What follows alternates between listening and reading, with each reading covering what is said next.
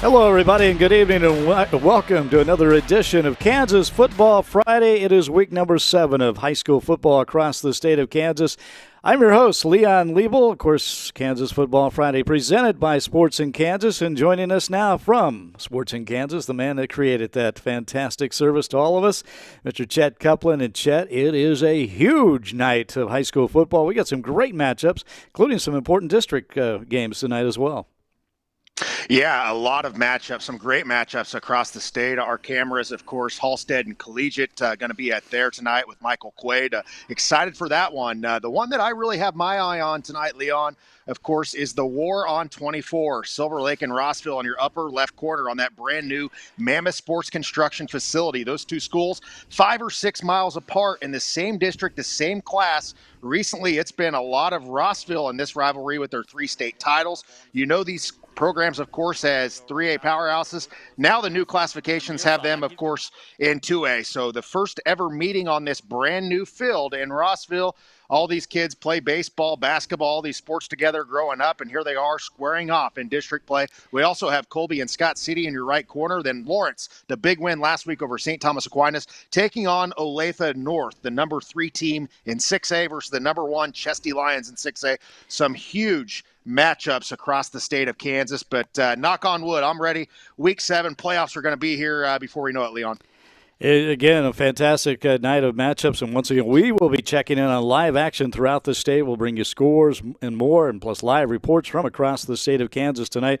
And once again, our own Michael Quaid, he is in Halstead tonight, and that is the game you see on your screen, as it is the Wichita Collegiate at Halstead tonight. Halstead's Lakin Farmer coming off a record performance last week when he rushed for 534 yards, 30 carries, 6 touchdowns in that game. That was a 48-34 victory over Heston, and just an outstanding night from Lakin Farmer, a guy we've mentioned his name several times this season, Chet.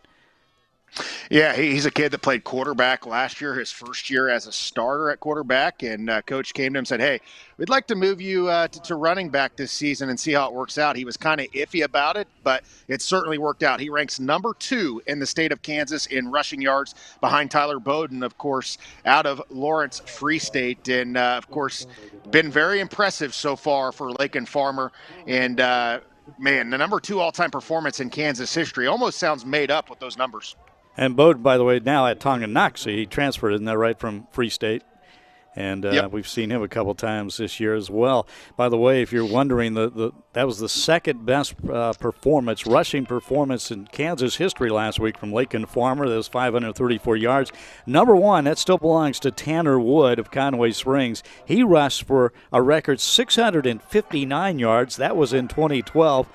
Third on that list, Ryan Shadler from Heston. He had 524 yards in a game in 2013. Kip Cannell from Claflin, 488 yards rushing back in 1998. And David Sturgeon rounds out the top 5, 477 yards. And that was back in 1994. But again, Lakin Farmer now number 2 on the single game rushing list in the history of Kansas high school footballs. Once again, we'll be checking on live action, and there's 4 pretty good matchups right there on your screen, as Chet said, up and left. The War on 24, that is Silver Lake at Rossville, and about, 6 miles apart, these two schools?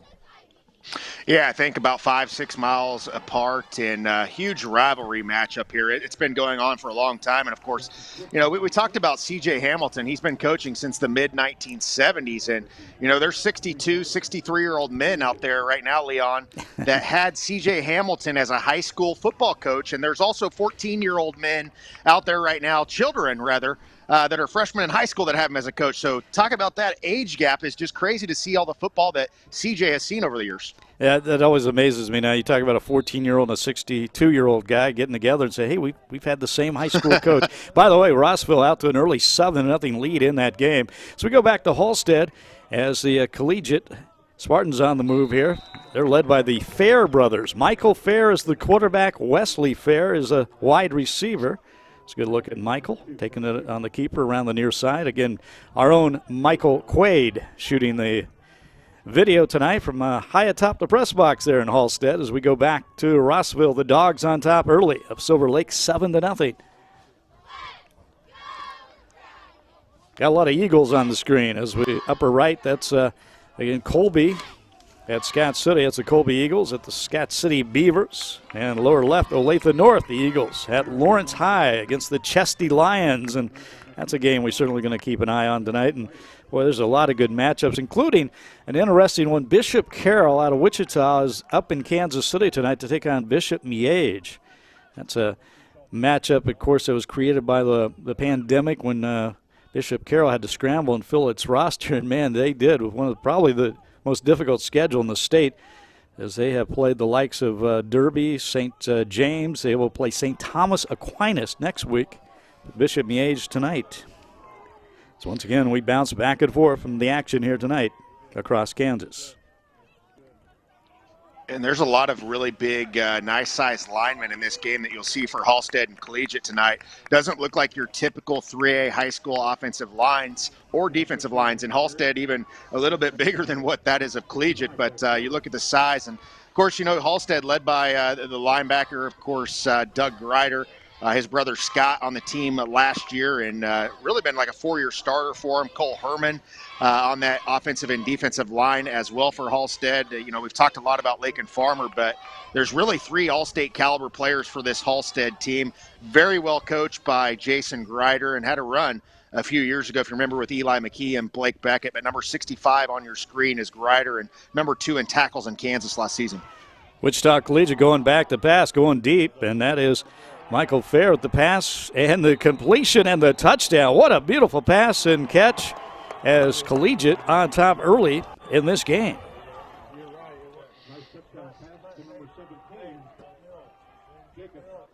You know, I was a little bit surprised, Leon. We were talking off air and all the success that Wichita Collegiate's had. Heck, I've lost to them in a state title game, but I was a bit surprised when you told me they only had, you know, I say only, but I thought they had 5 or 6 state titles. They've only had 3 state titles in that program, but a lot of really good teams. Yeah, 1994-2000, that was the year they beat Frontenac, unfortunately for you, Chet. But, and in 2009, of course, the head coach there was Mike Gear, a legendary coach for Wichita Collegiate, also a terrific baseball coach. Now they're led by Troy Black in his 3rd season at Wichita Collegiate. Wichita Collegiate, they're located on the east side of the city, a private school, private prep school. As back to the War on 24, it's Silver Lake at Rossville, and Rossville Dogs on top 7-0. They scored on their first possession in this game. Take that 7-0 lead over the Eagles of Silver Lake. Obviously, the 2 big rivals, 2 great traditions. Silver Lake, just a great athletic tradition. They got any more Krugers playing up there? I believe they've had one playing quarterback, to tell you the truth. I was looking at their stats the other week, and I believe there is a Kruger. Dagan Kruger's number 2, the quarterback. He's a junior, 5'10", 185. You see on your screen. It's kind of hard to see, but I believe that is Dagan Kruger. Now, I don't know who he belongs to, but we've had so many good quarterbacks at Silver Lake with the last name Kruger, including way back, one of the greatest athletes in Kansas high school history, drafted in baseball, had a tryout, I believe, for the Dallas Cowboys in football, and 2-time Big 8 Player of the Year back in the day, and the great Lonnie Kruger, the head coach at Oklahoma. Lonnie Kruger, and I got to tell you, I'm old enough to remember this. I was just a little kid, but he played in the Dodge City Tournament Champions for Silver Lake, and he was amazing. And I think he won the Most Inspirational Player Award and also the free throw contest that year. But you knew he was going to be something because he was amazing to watch in high school and went on with that great career at Kansas State University, head coach at K-State. Of course, now the head coach of Oklahoma. He's been numerous places, but it's very successful and just a tremendous athlete, as Chet pointed out. But so many of his nephews and cousins, oh, man, Silver Lake has had them come through, and they continue that great tradition for the Silver Lake Eagles. When I was in high school, it was Kyle Kruger that was breaking all kind of records, and prior to that, it was Shannon Kruger, who was a 4-year starter in basketball for the Washburn Ichabods. 92 touchdown passes he had, and he had the state record at one point before Carter Putz broke that. And then, of course, Kyle Kruger, who was, I believe, 5-6 years younger, his younger brother, you know, all kind of passing yards records and all that. And they've certainly sent a lot of players on to Division I football. Whether that's Logan Payne. We got going right here. Breaking one big. Lakin Farmer is on his way, and yes, he's in the end zone for the touchdown. Was that an 80-yard run? Man, he's got a burst of speed, I tell you what. Got a flag on the play. I just heard from the PA announcer. Oh, man. Yep, chop block is going to be the call. That's going to bring it back. But, wow, just talking about the young man. And that's unfortunate. That one had to be called back. But Lakin Farmer showing us something early as, again, his team down 7-0 against Wichita Collegiate. You're watching Kansas Football Friday. I'm Leon Lebo along with Chet Copeland. We're here every Friday night to bring you live action from across the state of Kansas. We just check in on all these games, give you scores, and so much more, we hope. And this is an interesting game here that we go to here, Leon, Olathe North and Lawrence, because Olathe North played for the 6A state title a year ago, losing to Derby. They lost their best player because he transferred away. He's up in Iowa and just now eligible. Arlen Bruce, the fourth, of course, the Simone Award winner, the Sports in Kansas non-senior player of the year, over 2,000 yards rushing, and would have been a four-year starter. But the uncertainty of knowing if Olathe was even going to have football in their school district this year led him to go up to Iowa, Ankeny, Iowa. He is going to be a Hawkeye as of late December, early January, where he will enroll, and he left. Otherwise, you would have Devin Neal, who I feel like maybe is the state's best player this year, the top recruit, versus Arlen Bruce tonight. They do have another player that, of course, has multiple Division I offers as a transfer. That's a junior running back for Olathe North. So Olathe North probably dropped off a little bit when they lose a player like Arlen Bruce, but they still have some ammo on that team. And right now, you know, I had last week, and we'll see those rankings in a bit. Lawrence was my number one, right over Aquinas. I'm glad I moved him because that proved to be right. But I really do feel like the Lawrence Chesty Lions are the number one team right now in all classifications of Kansas. I still have a question mark right now, Leon, on Wichita Northwest. They do play Wichita East tonight. And you and I have been talking about East a lot this year in their scoring, and I think this is the first real test for Wichita East tonight against Wichita Northwest. The interesting thing about that is we don't really know a lot about those City League schools because they lost the Catholic private schools this year, and they're only playing City League schools, and some of them play each other twice. So that's the hard thing to gauge this year. Where really is Wichita Northwest? Where is Wichita East? We don't really know. And that Wichita East Northwest game tonight is for the City League championship of the regular season. But again, as Chad just mentioned, Bishop Carroll Capon not playing those schools because originally the City League was not going to play football. And we've got a touchdown here from the Lawrence Lions, it looks like. Mr. Devin Neal. Yeah, right as we speak. And Lawrence Lions on the board against Olathe North. As we go back to Rossville and Silver Lake trying to get in the end zone here as they're down 7-0. And we've got a touchdown from Silver Lake. They answered back with a tremendous drive.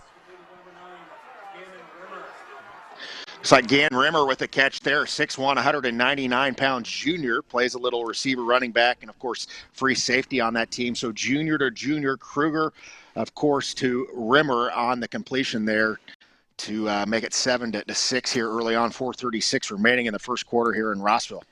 So the War on 24 is off to a roaring start. Again, Rossville out to the early 7-0 lead. They scored quickly, but Silver Lake of a long drive comes back and finishes off with the touchdown, and they missed the extra point, though. Let's see, Rossville will hold on to a 7-6 advantage in that football game.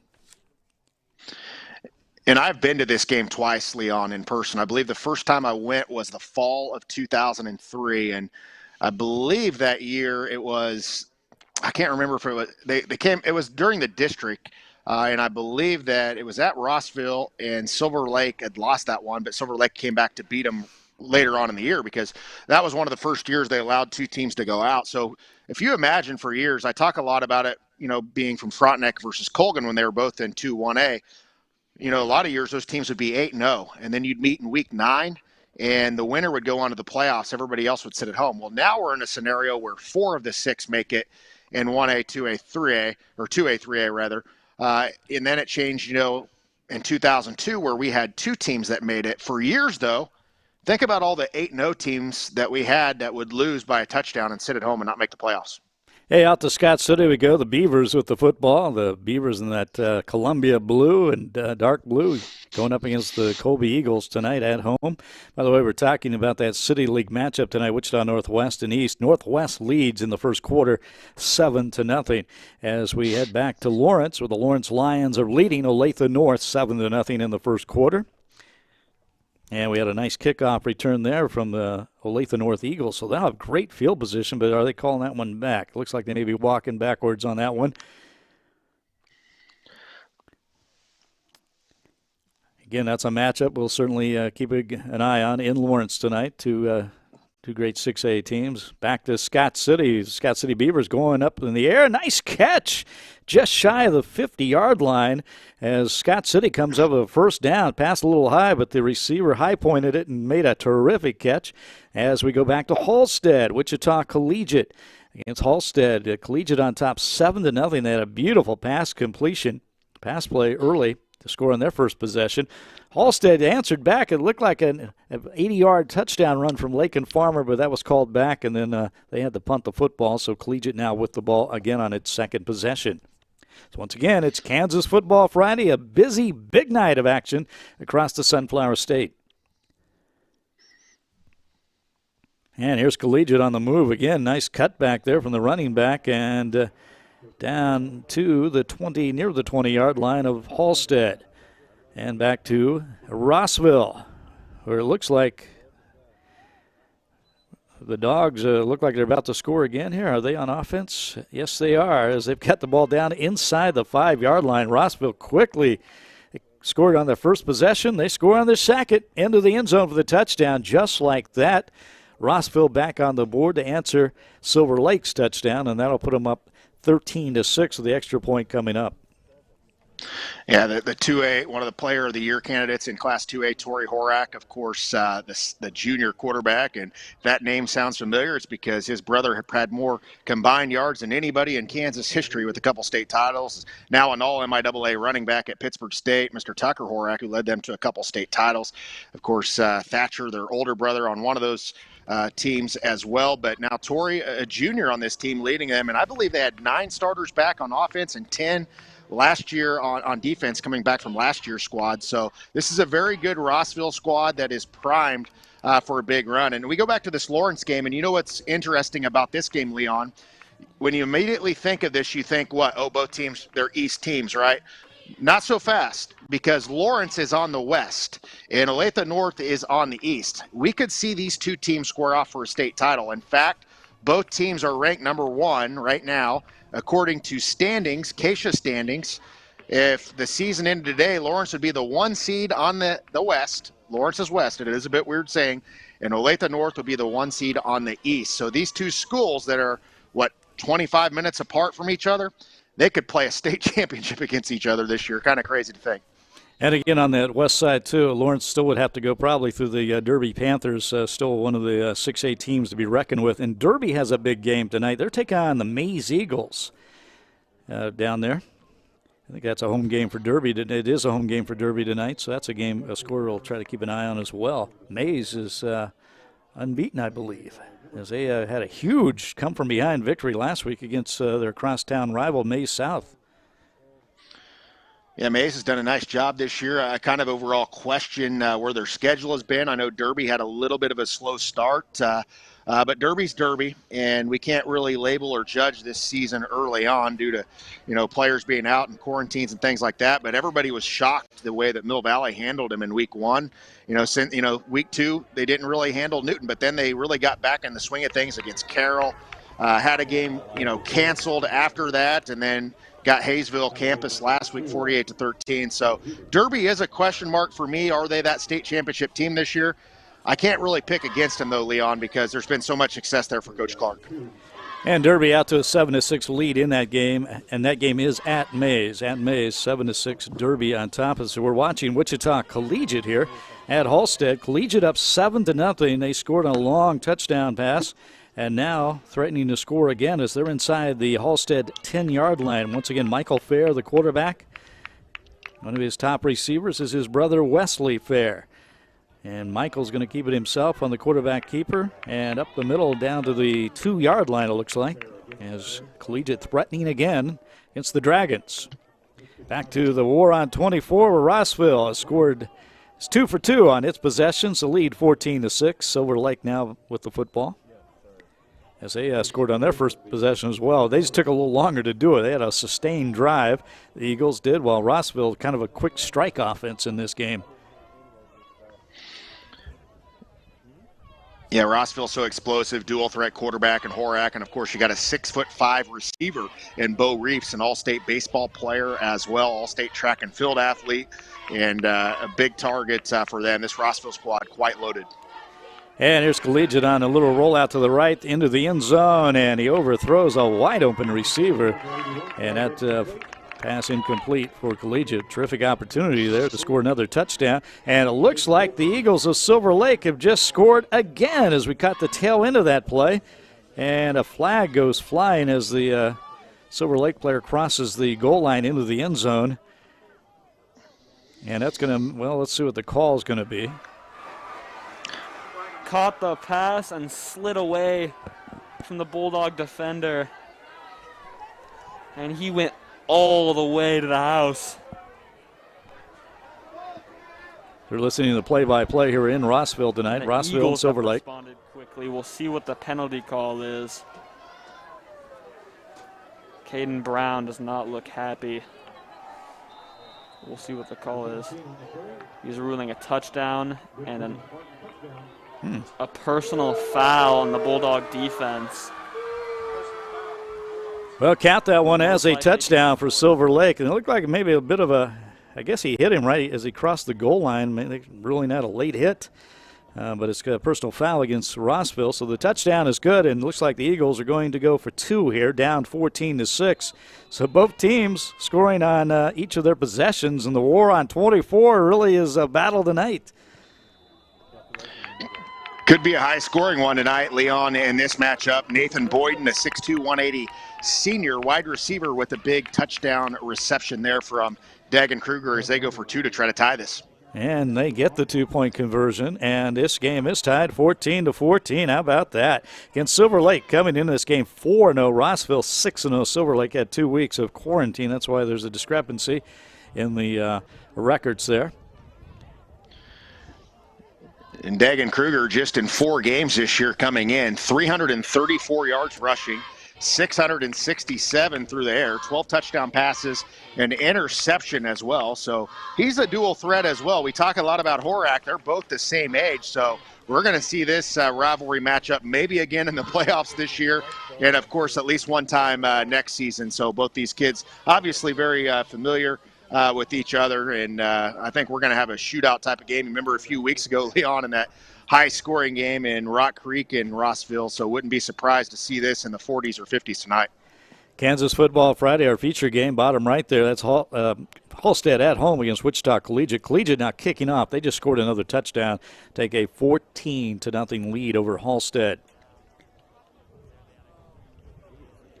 As we head back to Lawrence, where the Lawrence Lions are up 7-0 in the first quarter. Noah Palmer following Dooley's eyes there. So Jackson Dooley, we just gave him credit 2 plays ago, for getting and this rid is of the Lawrence ball. High against Olathe North as we check in on the play-by-play. And that time he tried to force something. I thought Olathe North got away with a little bit of a hit on the receiver.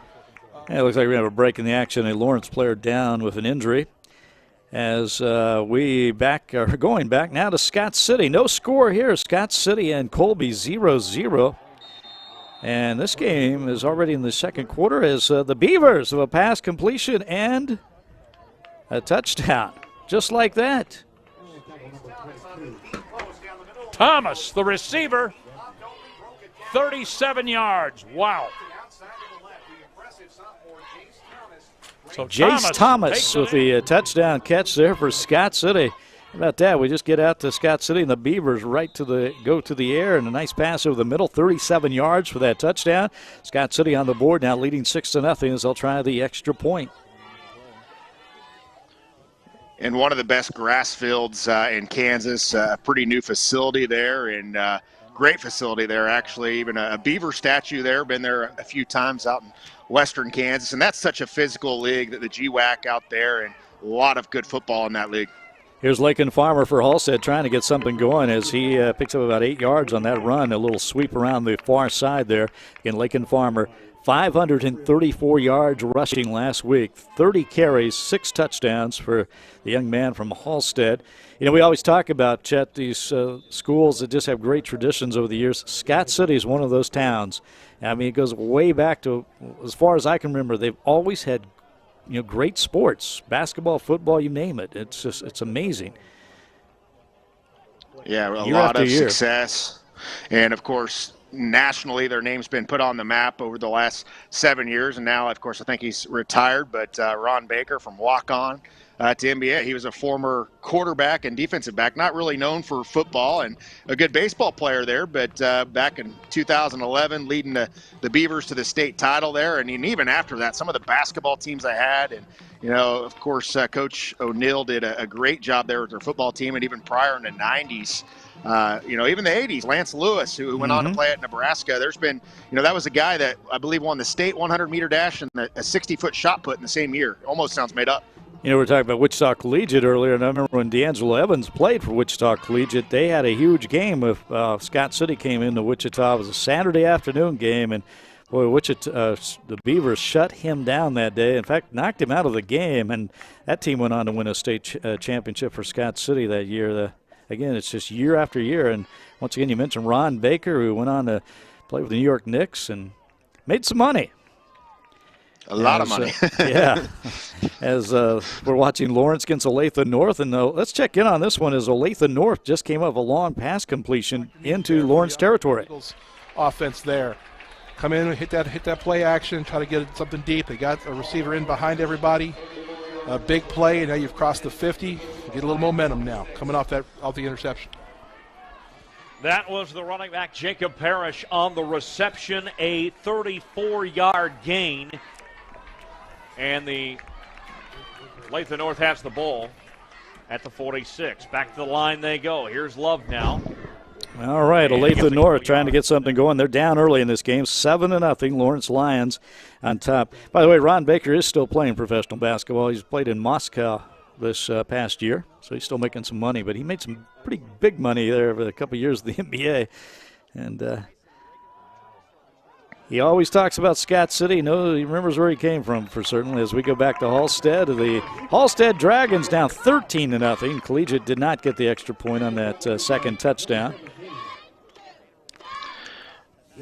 And it's an interesting matchup tonight, Leon, between I don't think a lot of people talk about it, but being a history guy, and Olathe North football has been incredible with all the state championships they've had. Of course, Darren Sproles, Arlen Bruce, obviously not the one that was there this year, but his father who played in the CFL. And there's been so many good players there over the years. But, for years it was Lawrence that always won the titles. Lawrence is still number one all time.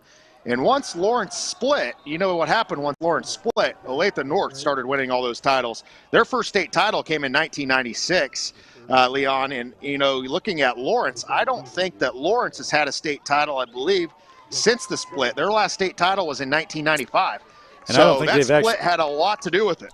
Yeah, I don't think they've actually played for a state title even since the two schools came into existence in Lawrence. And I remember that was always a big debate in the town of Lawrence, but it was just getting too big for to have one high school. And Olathe North here on the move is trying to pick up the first down. It looks like it's going to be third down. There's that second down and about 6 yards to go. Timeout. Yeah, and I believe somebody wants to call a timeout here. I believe only one school, and that's Free State.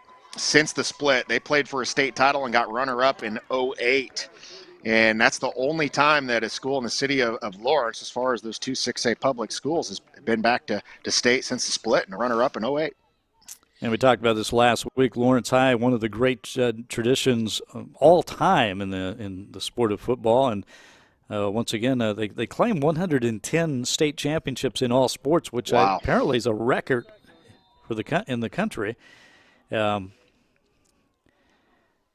But they obviously they also claim a lot of state championships before 1969. That before we had the playoffs, and back then as they voted, it was like they did in college football.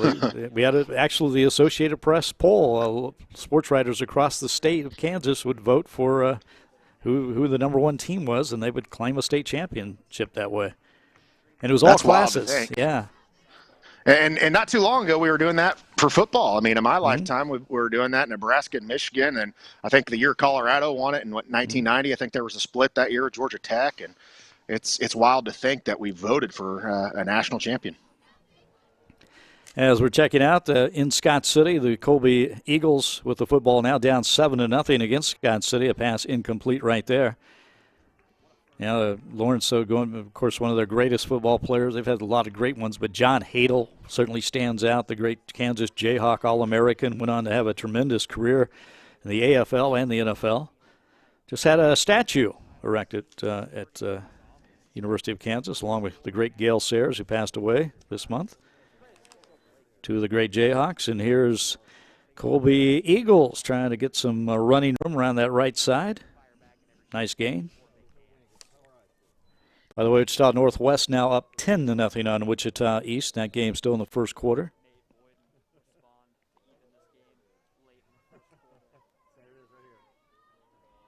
Northwest of a rare field goal in that game for them. Got some score updates for you across the state. Second quarter, Holcomb up 21-7 on Pratt.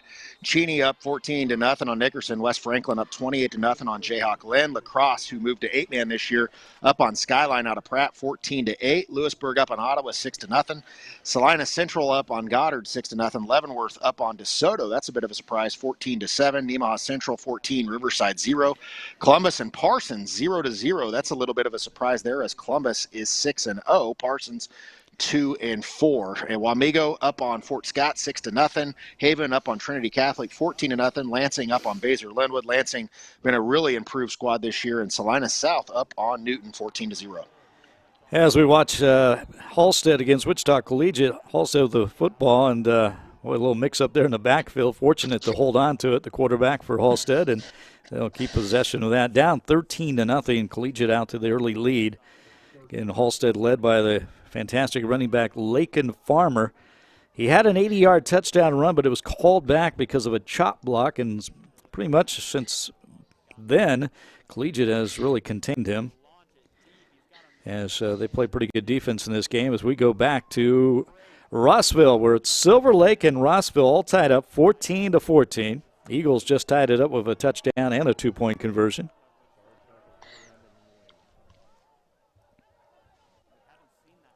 And back to Halstead. They're going to go to the air. The Dragons over the middle. He's got a man in and out of his hands, incomplete. And the defender might have got a hand on that one, but it's incomplete. Collegiate coming up another stop there. As back to Scott City. Colby Eagles on the move here. Keeping the ball on the ground. Some running room. And a fumble on the play. Scott City looks like they recovered. And I believe they did. I was going to... My first thought there, Chet, was, well, they're probably going to have to review that, see if he was down. But obviously, we don't do that in high school football. I've been watching too much on TV. I don't know if we have. Go ahead. I was watching Arch Manning last night on ESPN. Archie Manning's grandson, the son of Cooper Manning, the nephew of Eli and Peyton Manning. He was playing quarterback for Newman High School in New Orleans last night, and they were on TV, and they had a couple plays there. I kept thinking, how come they're not reviewing those? But, and by the way, he's the real deal. He's only a sophomore. He is unbelievable, as you might expect.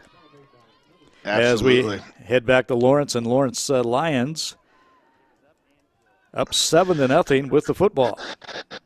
And I'm really interested to see, they have a really good defensive line at Olathe North, but this offensive line is experienced for this Lawrence High School team. They got a lot of multiple-year starters. Noah Smith, a junior on this team that I feel like is going to be a recruit. Porter Danovic is a senior center that's 6'3", 255, has added about 40 pounds in the last year. And, those guys don't get a lot of credit, but they're big reasons for really Devin Neal being so explosive out of there, getting so many yards. But not a lot of people are talking about Jackson Dooley either out of the quarterback position. He is a very good quarterback for this Lawrence team, and they are one of the most complete offenses really in the state of Kansas because of that big physical offensive line they have up front. But should be a really good matchup tonight because that's a very good defensive front of this Olathe North team that has had a lot of experience. Hey, up there in Rossville, Silver Lake just scored to take its first lead of the game, so the Eagles now lead Rossville 21-14. The War on 24 will certainly be checking in on that game as Rossville will get the ball back. As in Halstead, once again, Wichita Collegiate leading 13-0. Collegiate with the football. head coach there. Now Troy Black in his third year took over from Mike Gear, the longtime coach. Mike Gear coached Collegiate to 3 state championships. He then retired, stayed at coaching and teaching at Collegiate, coaching baseball, and then he came back for a second run as the head football coach there. Little play action, and then a keeper. Might be a little pass run option there as Collegiate looks like they got the first down with Michael Fair on the keeper. Again, Mike Gear, the former head coach at Collegiate, he coached some pretty good players. Banks Floodman was an outstanding player, went on to KU, of course, maybe a legendary player. And now we've got the Scott City Beavers on the run, and a touchdown for Scott City. They're going to go up 13-0. Let's check in on and see who that was. Thomas. The next great Scott City Beaver already.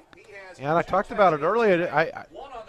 Scott City's just being more physical than Colby right now on the line, in the defense. Well, there you go. Jace Thomas, his second touchdown of the night. That was a rushing touchdown. His first touchdown was a pass catch, and there it is. Jace Thomas, 2 touchdowns for the sophomore from Scott City.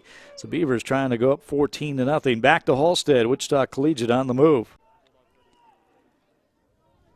As they'll keep it on the ground on this right side, and not much there, and a flag comes flying in. That might be a holding call against Collegiate. We'll see. So going up against Halstead, leading 13-0. And once again, they've done a great job of holding, stopping Lakin Farmer tonight. And you would imagine that was a goal coming in this game.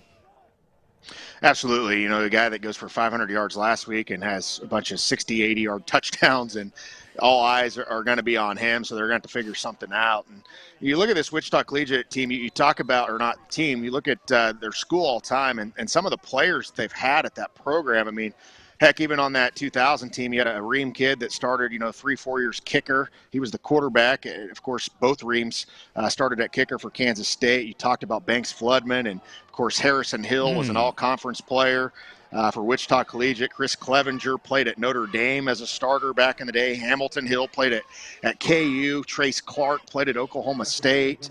The list goes on. John Hulick started for 2 years at Kansas State. It's unbelievable for a 3A high school. I get it's in a city, in a private school, but they've had so much talent, and I probably didn't even get into half of it, Leon, of how much talent they've had at that school over the years. Yeah, you mentioned Harrison Hill. I kind of forgot about him, but what a terrific athlete he was. He had a great career at KU as a wide receiver, as Wichita Collegiate just completed that pass down to the 5-yard line. Now the keeper, Michael Fair, and he is into the end zone with a touchdown, and that will make it a 19-0 lead for Wichita Collegiate. Let's see if the extra point, if I can go for 2 or kick it. But Collegiate now out to the big lead over Halstead. And that really seems Halstead, the wind was taken out of their sails. Again, if you just joined us, they had an 80-yard run by Lakin Farmer. It looked like it was a touchdown, but it was called back because of a penalty. And ever since then, their offense has just not clicked at all. And Wichita Collegiate has certainly taken advantage. They have a really balanced attack, throwing the ball, running the ball down the field. They do kick the extra point. It's good, and that makes it 20-0, Collegiate on top. By the way, Wichita East just came out of a safety, so they now trail Wichita Northwest 10-2 in the second quarter. And with that, we're going to take a break from our action here on Kansas Football Friday. We will be back with more right after this.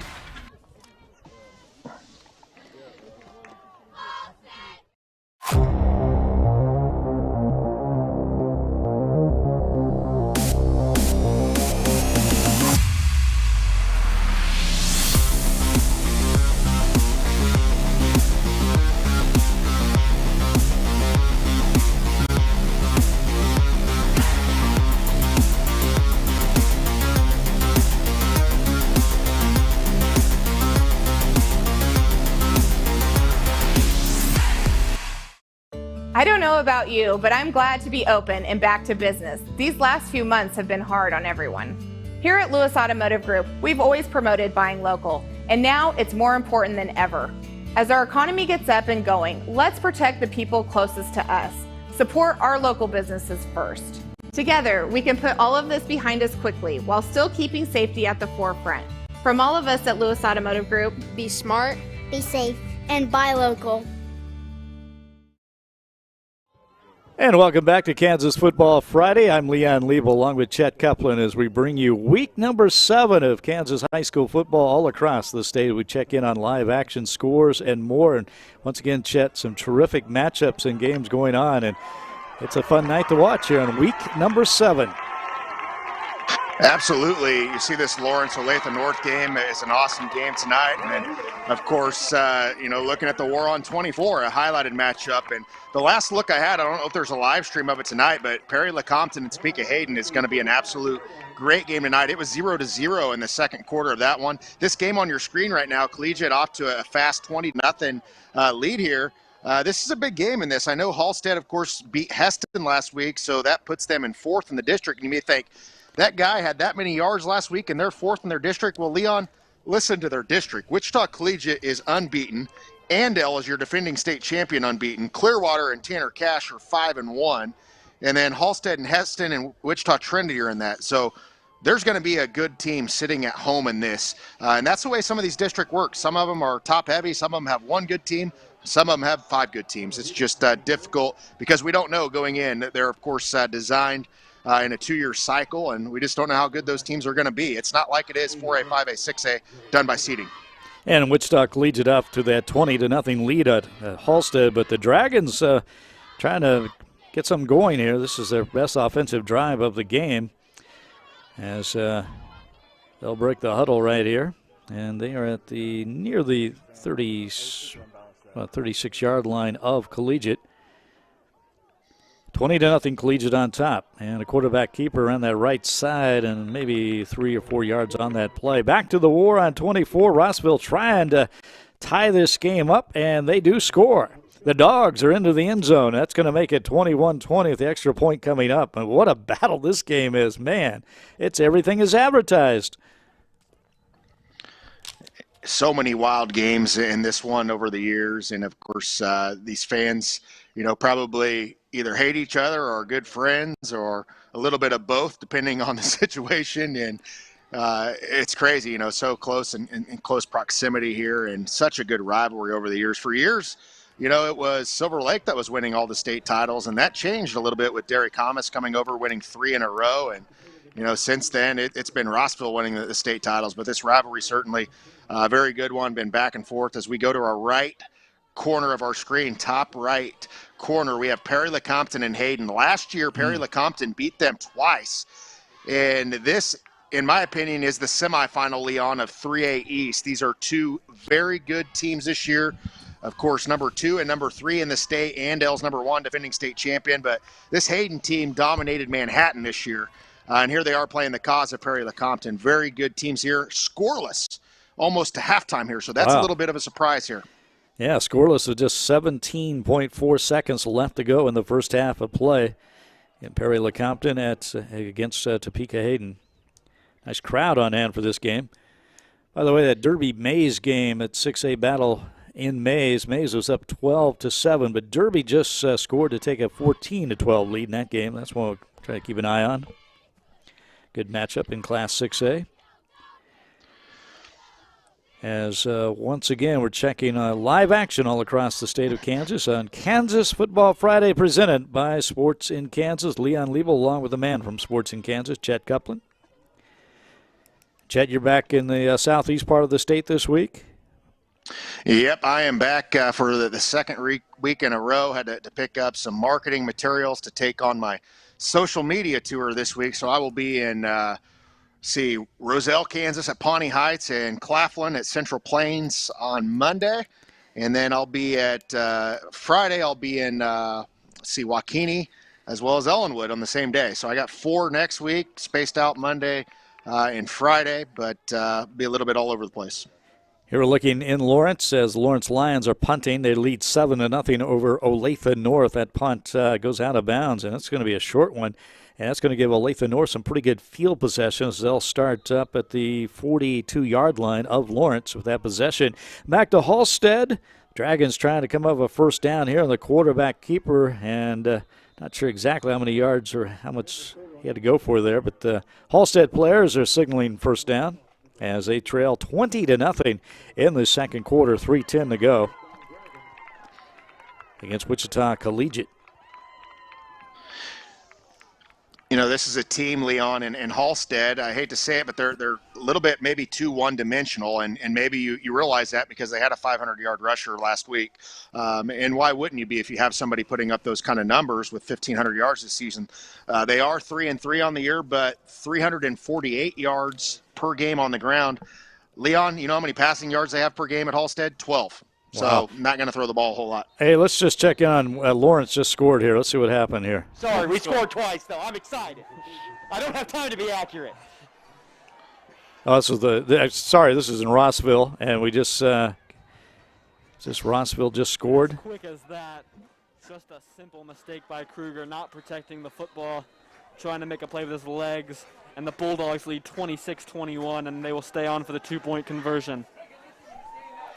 Horrock's going to keep it up the middle, and he's in. No! Get there, according to the side official. He's going to say his leg came down. Well, apparently the announcers disagree with the call, but no 2-point conversion there. But Rossville, I think they picked up a fumble and brought it in. A fumble by Kruger, the quarterback from Silver Lake. And if I got that right, but they take the lead, go back on top of Silver Lake as they were down 21-14. It's now 26-21. Rossville on top of Silver Lake. Again, our game's late in the second quarter, so we're nearing halftime across the state. I believe we're going to have Connor Nickel here in a bit. He's TMP Cimarron tonight, so we'll have an update from our favorite Oregon Duck. Again, Connor Nickel, a couple of weeks ago, he's decked out in all kinds of Oregon gear, and we had to ask him about that. And he is a true fan. He knew about everybody that's ever played a sport for Oregon. As once again, we're checking out games across the state of Kansas. Our feature game, bottom right there, that is at Halstead, where Wichita Collegiate is leading 20-0. And the war on 24 in your upper left, that's a good one we're keeping an eye on. There it is, Rossville at home against Silver Lake. Rossville Dogs leading 26-21 over the Eagles. It's been back and forth all the way with 5:42 left to go in the first half.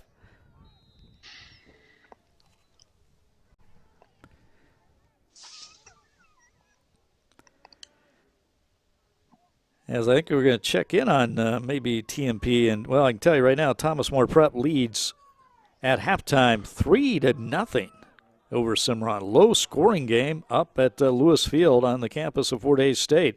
And here come the Silver Lake Eagles trying to come back and take the lead again as they get a little running room here on the near side. Let's check in on the broadcast of this Silver Lake drive. It's been pretty entertaining.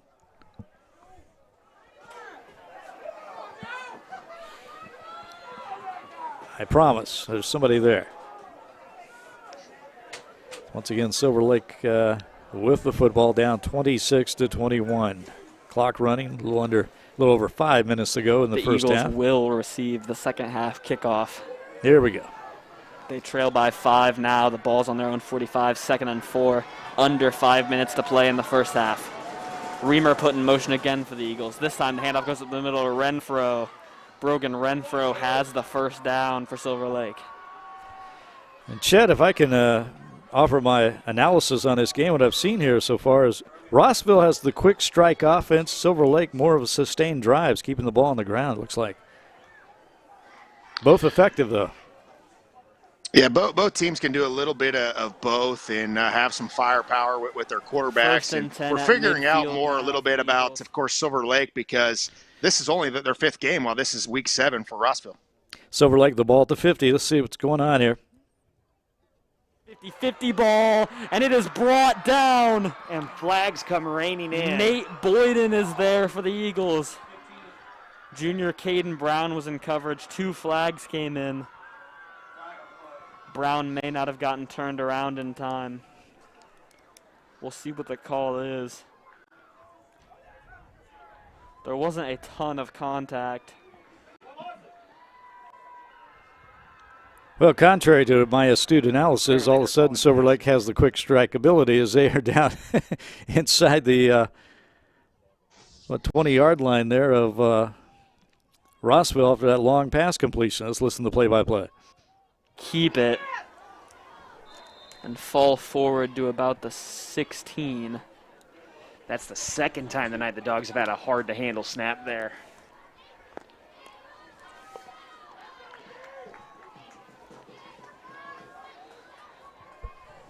This Eagle offense probably trying to use a bit of that clock. Absolutely. Not let that Bulldog offense come back on the field before the half. Well, yeah, definitely don't want to get them on this field before halftime because any little bit of time is too much time in the hands of Torrey Horrock and the Dogs. 2nd and 7 now for the Eagles. 3:40 to play in this first half. Bulldogs lead by 5. Kruger's going to keep it, looking to get outside. He is still on his feet, and he stiff arms a man. Gets to the 10. It's going to be 3rd and about 1 now for Silver Lake.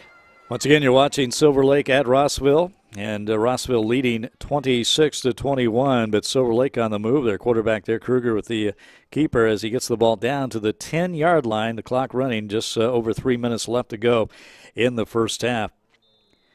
As you're watching Kansas Football Friday, let's see if the Eagles can get a score here. The Bulldog 9 for a new set of downs. Kruger's got Renfro to his right, Reamer to his left. High snap again. Kruger's going to keep it and is being dragged down by Bryson Balch. Just talked up the big man, and there he is showing that energy he brings to this Dog defense. No gain for Kruger, and now it is 4th down for the Eagles. Oh, my. Big play coming up here, Chet. Big play going into the half here, and then, of course, you stop them here. You give them, maybe a couple minutes with Torrey Horrock at quarterback in a very explosive offense. They'll operate out of the shotgun, see if they can pick up the first down. 4th and 1. High snap. Kruger's going to keep it, and he will lunge forward for the first down. Kruger was met behind the line of scrimmage. He refused to go down, and he will extend the Silver Lake drive.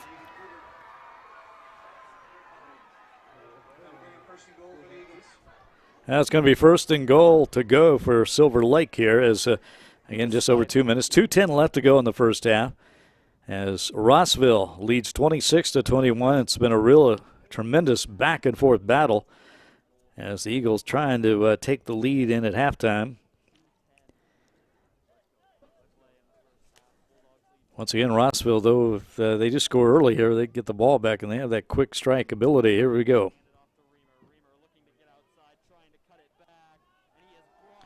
And not much there for Silver Lake. As I can't give you an update on one of our games we're keeping an eye on. That's in Lawrence. Olathe North has just scored to, I'm not going to say tie the game.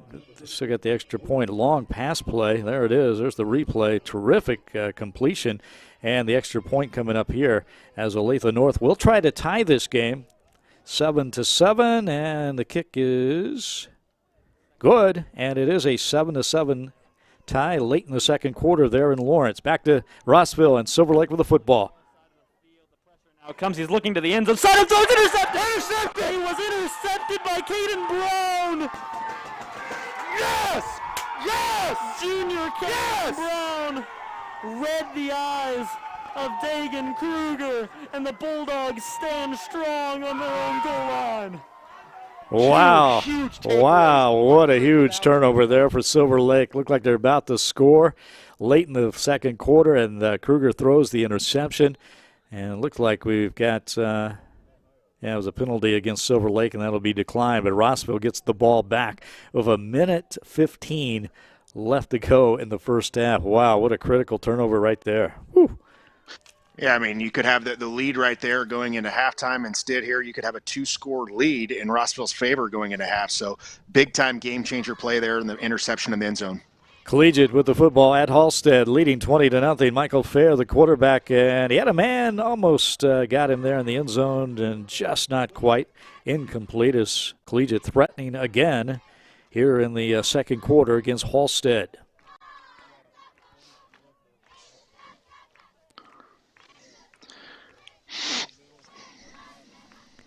And we've had some good ones tonight. Again, Wichita Collegiate, a team, Chet, you've talked about a lot this season, is maybe under the radar a little bit. Yeah, I think that they really are. That they've maybe not had that deep success in postseason in a while. So I think some people have kind of written them off, and maybe Andale is that highlighted team out there in their area, but this is more than capable team that can do a little bit of everything and have some explosive players, have some speed, have some size on both sides of the football. As you see this here on the screen, Leon, this is 4A Tonganoxie, who has the leading rusher in the state, that's up 21-0 on 6A Shawnee Mission East. 21-0 again. Bowden, their outstanding running back. The leading rusher, as Chet just mentioned, and it looks like Shawnee Mission East with the football. The Lancers going deep, pass incomplete on the far side and down near the 20-yard line. Let's go back to Halstead and check out Wichita Collegiate's going to try a field goal here. Get back, add some points on the board before the end of the first half. It's like about a 31-yard attempt. Kick is blocked by Farmer. Lakin Farmer, and he just can't quite find his balance there, and he goes down. He was going to try to pick it up and run with it. And Halstead comes up with a big play there to stop Collegiate from scoring some extra points before the end of the first half. Again, 20-0, Collegiate on top. As we go back to Tonganoxie, the Chieftains against the Shawnee Mission East Lancers. And I think there's so many people out there, Leon, that automatically think just because you're a 6A program that you're going to hammer a 4A program or a 3A program for that matter. I know Tonganoxie's very good, but, they're probably not the best team in Class 4A. Of course, Bishop Miege in that classification. They lost to Paola already this year in a tight ball game that we had on here, but they're very much a contender on the 4A East this year. And all over Shawnee Mission East early here. I know the program is struggling a little bit at East, but we've seen some of that this year where teams are playing out of class. I mean, we saw Manhattan and Topeka Hayden play this year. I know that's a normal Centennial League matchup, but it happened this year due to some situations of losing games, and Manhattan was dominated in that game by Topeka Hayden, which isn't your average 3A program. I understand that, private school in Topeka, but it is cool sometimes whenever you see those smaller programs handle some of those Class 6A teams. That's what's going on right now. Tonganoxie leading 21-0 over Shawnee Mission East. That's your game in your upper right-hand corner. And looks like we are going to head to Western Kansas. Our reporter out there, Connor Nickel, joins us. Connor, how you doing tonight? What do you got going for us? Hello, fellas. Well, I expected this to be a low-scoring game, and it certainly has. Halftime in a very big Class 2A contest. TMP leads 3-0. TMP has mounted easily the best two scoring drives of the night. They got down to inside Cimarron's 25-yard line and threw a pick at the 5. Then they had a long drive after Cade Harris, their outstanding sophomore, had a really nice punt return midway through the second quarter. They drove down and then they kicked a 25-yard field goal. It's 3-0 TMP. Connor, did you expect this kind of a turnaround for TMP this year? I mean, they've been one of the bigger surprises out in Western Kansas. You're located in Hayes there and have followed this program for years. I believe only 4 playoff wins in the history of that program. Maybe they're not a deep contender in the class, but I think we got to give them a lot of credit this year. It's been outstanding. Yeah, it really has been. They are a win away from their best year since 2002. They have already clinched their first above 500 year in 9 seasons. They did get, first and foremost, a break in the schedule this year, not having to play Norton, Smith Center, or Peaburg, who are all in their league, though I think they would have competed very, very well with at least 2 of those teams. Obviously, their district is very, very strong, Southwest schools, but overall much improved on defense. The really quality win for them was that 10-7 victory against Plainville a few weeks back. It was the first time they had beaten Plainville since at least 1970. Now, there was good stretches in there where they never played each other, but I believe that was 8 straight losses against a team that's located about 25 miles away. Coach Jay Harris has done a tremendous job. TMP has had a lot of coaching changes over the years. As some people know, in football, they've gone through 5 coaches in 12 years. In boys basketball, they've gone through 3 coaches in 70 years. So obviously a lot more coaching turnover in the fall. Coach Harris had coached junior high for a while, moved up when Cade Harris, of course, his son, entered high school last season. He's done a tremendous job. Cade Harris, who is very well known in Hayes growing up, started at quarterback last year as a freshman, is clearly TMP's best player. But I want to give a lot of credit. Jace Wetling has played very well at receiver. He's been their kicker. Has kicked several field goals. Bryce Sibe has got a pick 6. And this is the best TMP line in many, many seasons. Coach Harris, TMP over the years has had some nice quarterbacks. There was Nick Haneke, who, of course, was a 4-year starter in baseball for Fort Hays State. He passed for over 3,000 yards in his career. And, of course, David McFarland actually led the state in passing a couple years back. But Coach Harris has really had more of a ground and pound attack. And quite honestly, defensively, they are so much better. Their only loss was to Oakley in week 1 in a very, very competitive game. So TMP has made very big strides. Again, you're watching Kansas Football Friday. We're visiting with our Western Kansas reporter, Connor Nichols. We're watching right now Mill Valley leading Olathe East 24-10. But again, Connor is out in Hayes tonight, where Thomas More Prep and Cimarron are playing 3-0 at halftime. Is this game obviously a defensive battle? Is that what's going on, or the offense is just struggling? This is honestly what I really thought. I thought this game was going to be first two with 20. Both of these teams are very comfortable playing like this. I saw Cimarron play Lakin last year in Cimarron, which was a 17-14 win. Has much of the same feel of this game. Of course, Cimarron has played without standout RB Tate Seabolt for several weeks. And, of course, Hunter Reddick, their very well-known player, not only for his playing, but tremendous personality. Reddick, of course, was the fullback. He has played center and defensive end. He's got a couple college offers.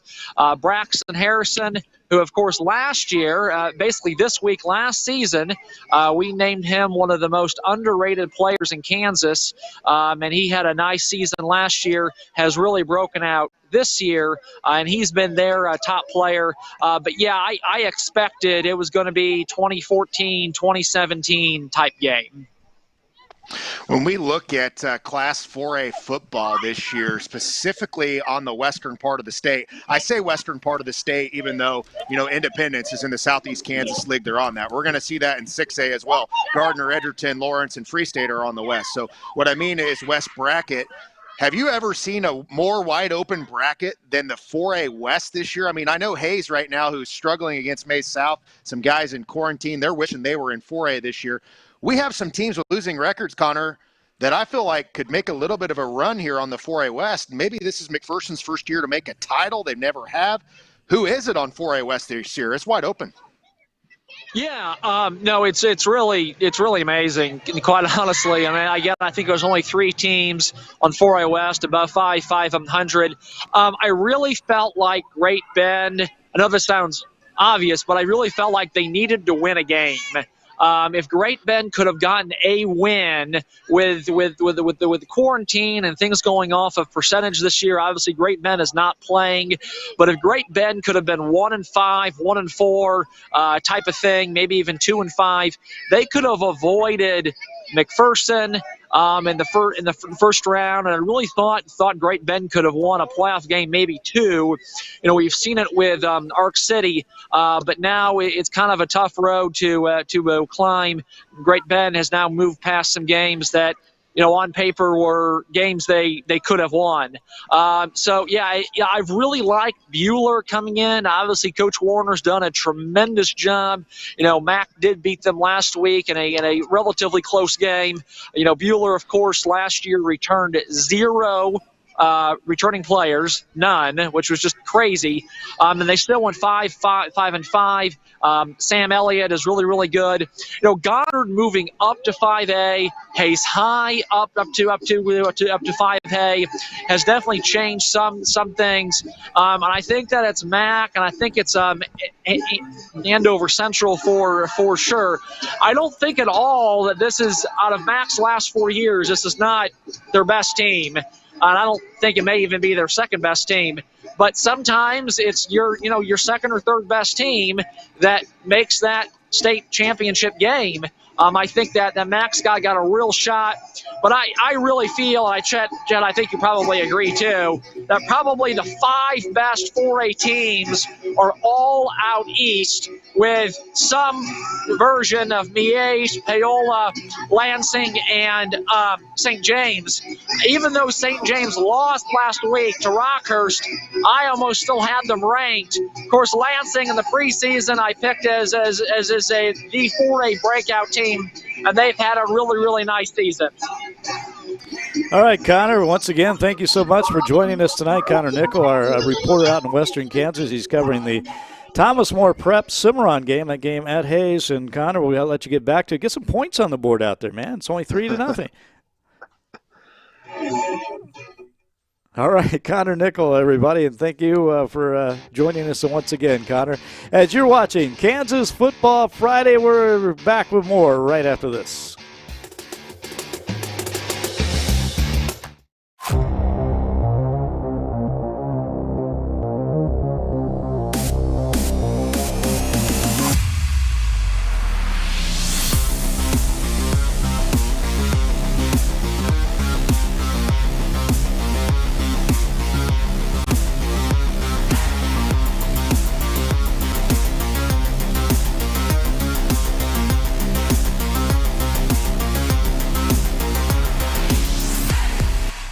It's okay to shop around, but make your last stop Lewis Chevrolet of Garden City. We have the largest pre-owned inventory in western Kansas, and we back them with GM certification. That means you get an upgraded ride and peace of mind with a 172-point inspection, 3 months of OnStar and XM radio, 2 years of no-cost maintenance, and a 6-year, 100,000-mile powertrain warranty. Plus, at Lewis Chevrolet of Garden City, you never pay retail. Stop by Lewis Chevrolet of Garden City today or click lewischevy.com. Buy local, buy for less, buy Lewis. And welcome back to Kansas Football Friday, presented by Sports in Kansas. I'm your host, Leon Liebel, along with my co-host, Chet Copeland from Sports in Kansas, as we're keeping an eye on action all across the state of Kansas, live action, scores, and more. And, well, that more includes some state rankings going into week number 7. Chet, what do you got for us? Well, I got the number 1 team in the state, Lawrence, and of course they proved their worth last week with a big win over St. Thomas Aquinas. And a few weeks back, I had Aquinas as that number 1. I had Lawrence as number 1 last week as well prior to that game. But I moved Wichita Northwest over them this week, not to really punish Aquinas, but I just think maybe they have more offensive firepower and it may be a better defense than they had from 1 year ago. But I'm question marking them because they've not really had that great of a schedule so far. So Aquinas at the number 3 spot, Mill Valley. They do have a couple losses, but keep in mind they had their quarterback out and played a very good 7A opponent in Arkansas. Bishop Miege, the Stags are battle tested. Derby, I still do question mark them a little bit. They did beat Bishop Carroll. Olathe North, the number 8 team, playing Lawrence tonight. They have a shot to move up. We saw Junction City play Carroll tight this year, and I must have accidentally put Shawnee Mission Northeast because that school does not exist. It is Shawnee Mission Northwest. Too much typing for me going on, but that next 5 as well. Andale, Mays, Wichita East. Hayes is struggling right now, but both their quarterbacks are out tonight. They're in quarantine, so I don't really factor in what's going on in that game so much. Their defense very good, and Capon has really been a nice surprise under Coach Sharts this year in Class 5A and a very battle-tested team as well. As we jump down to, of course, the smaller schools, 3A to 1A, I think Andale head and shoulders above everybody else. We have 2 versus 3 tonight. what is that, 0-0 at halftime. Holton all over Rock Creek in the first half tonight. The number 4 team, Rossville, we've seen very impressive over their number 7 team right now. Collegiate on our screen as well. I really like Coisington in Class 2A. Southeast of Saline's been very good, and Cheney getting a big win over Holcomb. Harrison Voth, the standout for them, as well as Logan Bartlett, over 600 yards receiving and a 51-yard field goal for them. So a lot of good teams here in 3A through 1A, but I think Andale just too much for everybody. And then, of course, we go down to 8-man combined divisions. All 5 of these, Leon, for the most part, could be interchangeable. I still think Canton Galva is that best team, defending state champion. Santee goes down to 8-man Division 2 this year. They took runner-up last year. Hanover, very impressive team. And, of course, the Judeman kid having a huge year. Hunter Engel and Madison at number 4. And Leota, Wichita County, Sheldon Whalen, Cade Ritzky, Manny Chavez. This is a very good team here at number 5 in Leota in 8-man Division 1. So we certainly have some contenders across the state in all these classifications. But you know as well as I do, we've seen some of those years, whether it's a Blue Valley North team or Mill Valley, we've seen those teams that are battle-tested that all of a sudden catch fire, and you know what happens. They have 4 losses and they win a state title. So never say never, especially with 2020, Leon, because you never know. Getting on a bus and a player gets yanked off, if he's a 2,000-yard rusher and he has to go sit for 2 weeks at home, that changes everything. And a lot of these teams don't even know who their opponent's going to be maybe until Wednesday or even Thursday, the way this season's gone. So, hey, let's check some individual leaders, and we're going to start off with the guys throwing the football, the passing leaders so far. Yeah, Kyler Simrad out of Goddard has an outstanding career. He started parts of 4 seasons since taking over Blake Sullivan when he was a freshman when Blake was injured. I know Newton hasn't been in the win column, but they've really improved under Chris Jacks, a former Pittsburgh State player. And then you look at Ty Black this year. He is a player that's only played in 4 games, but putting up 283 yards per game this year. Tanner Curry, the same way, out of Blue Valley Southwest. So you see a lot of these bigger schools, they don't have as many games, so that's why we're average out here.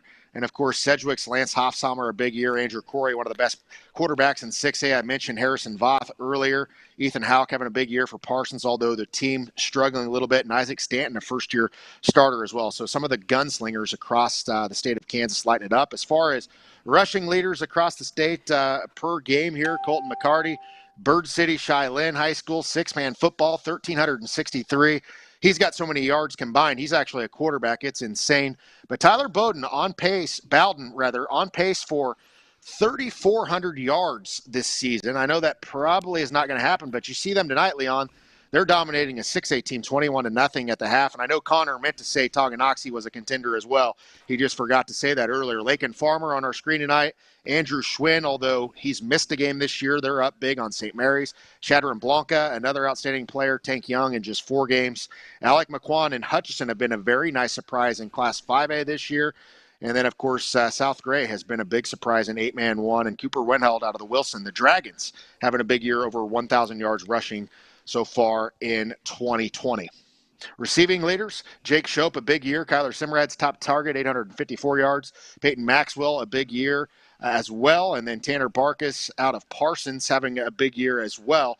Mitchell Busing, of course, had a big year last year, big year this year, a new quarterback. Marcelo Bussey out of Junction City. Logan Bartlett, as we mentioned. Russell Wilkie actually started his career at running back, but's played a little bit of slot this year. And Jake Johnson, Jordan Brown, and Jay Schoen round up the receiving leaders across the state of Kansas. And once again, you're watching Kansas Football Friday. Chet, thanks for the rankings, the individual leaders as always. And we're going to take a break as we'll be back with more live action across the state of Kansas on Kansas Football Friday, presented by Sports in Kansas.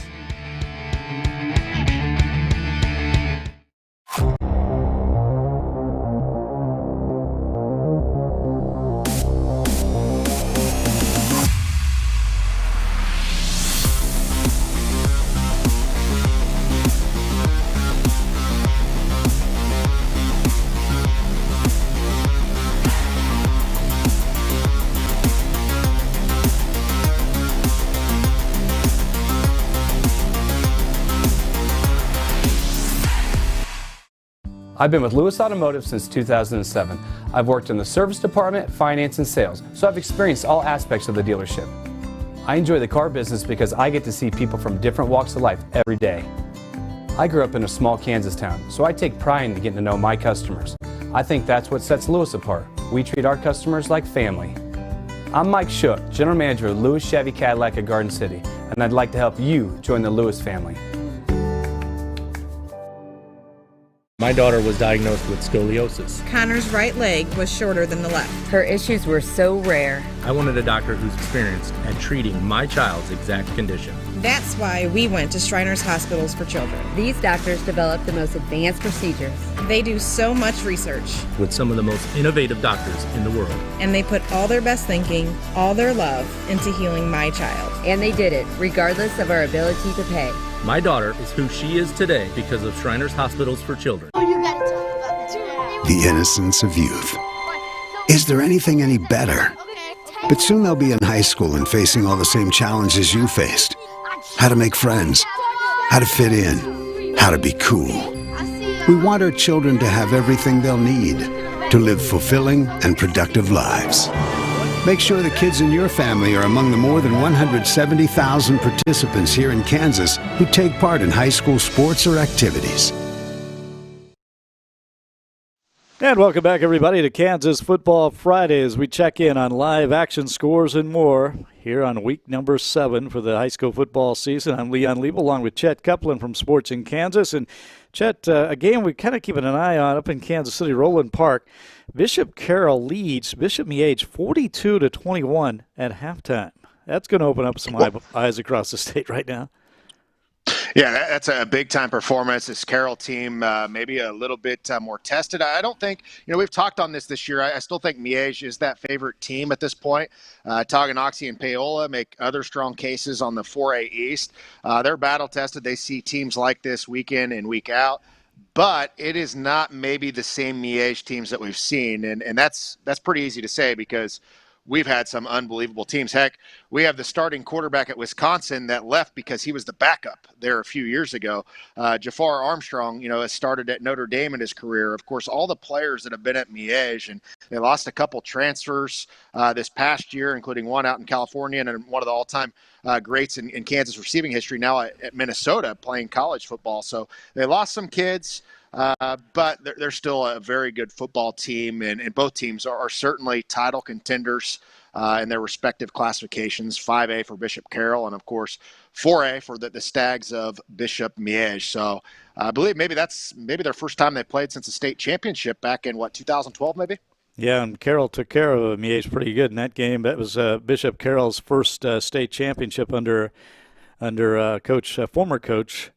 Shuckman, as now we're checking in on Cimarron at Thomas More Prep. This was 3-0 at halftime. TMP led, but the Blue Jays of Cimarron are on the board now, leading 6-3 of a quarterback early in the third quarter. Again, back to Bishop Carroll real quick. Bishop Carroll out of Wichita, a team that's had a couple of tough losses, but their schedule has been so difficult. I mean, again, Derby, St. James Academy, they're going to play St. Thomas Aquinas next week. It's an amazing run. They played Junction City earlier this season, so that's a team that may be better than their record indicates at the end of the season. So, again, Carroll leading 42-21 over Bishop Miege as we're getting back to second half action across the state. Go ahead, Chet. I'm sorry. Yeah, I mean, you look at a battle-tested schedule like that. We've talked about a lot of these Eastern Kansas League schools. When you are Aquinas, you may play Miege one week. You may play Blue Valley North, and all these teams, Mill Valley, in the past when they were in the Eastern Kansas League.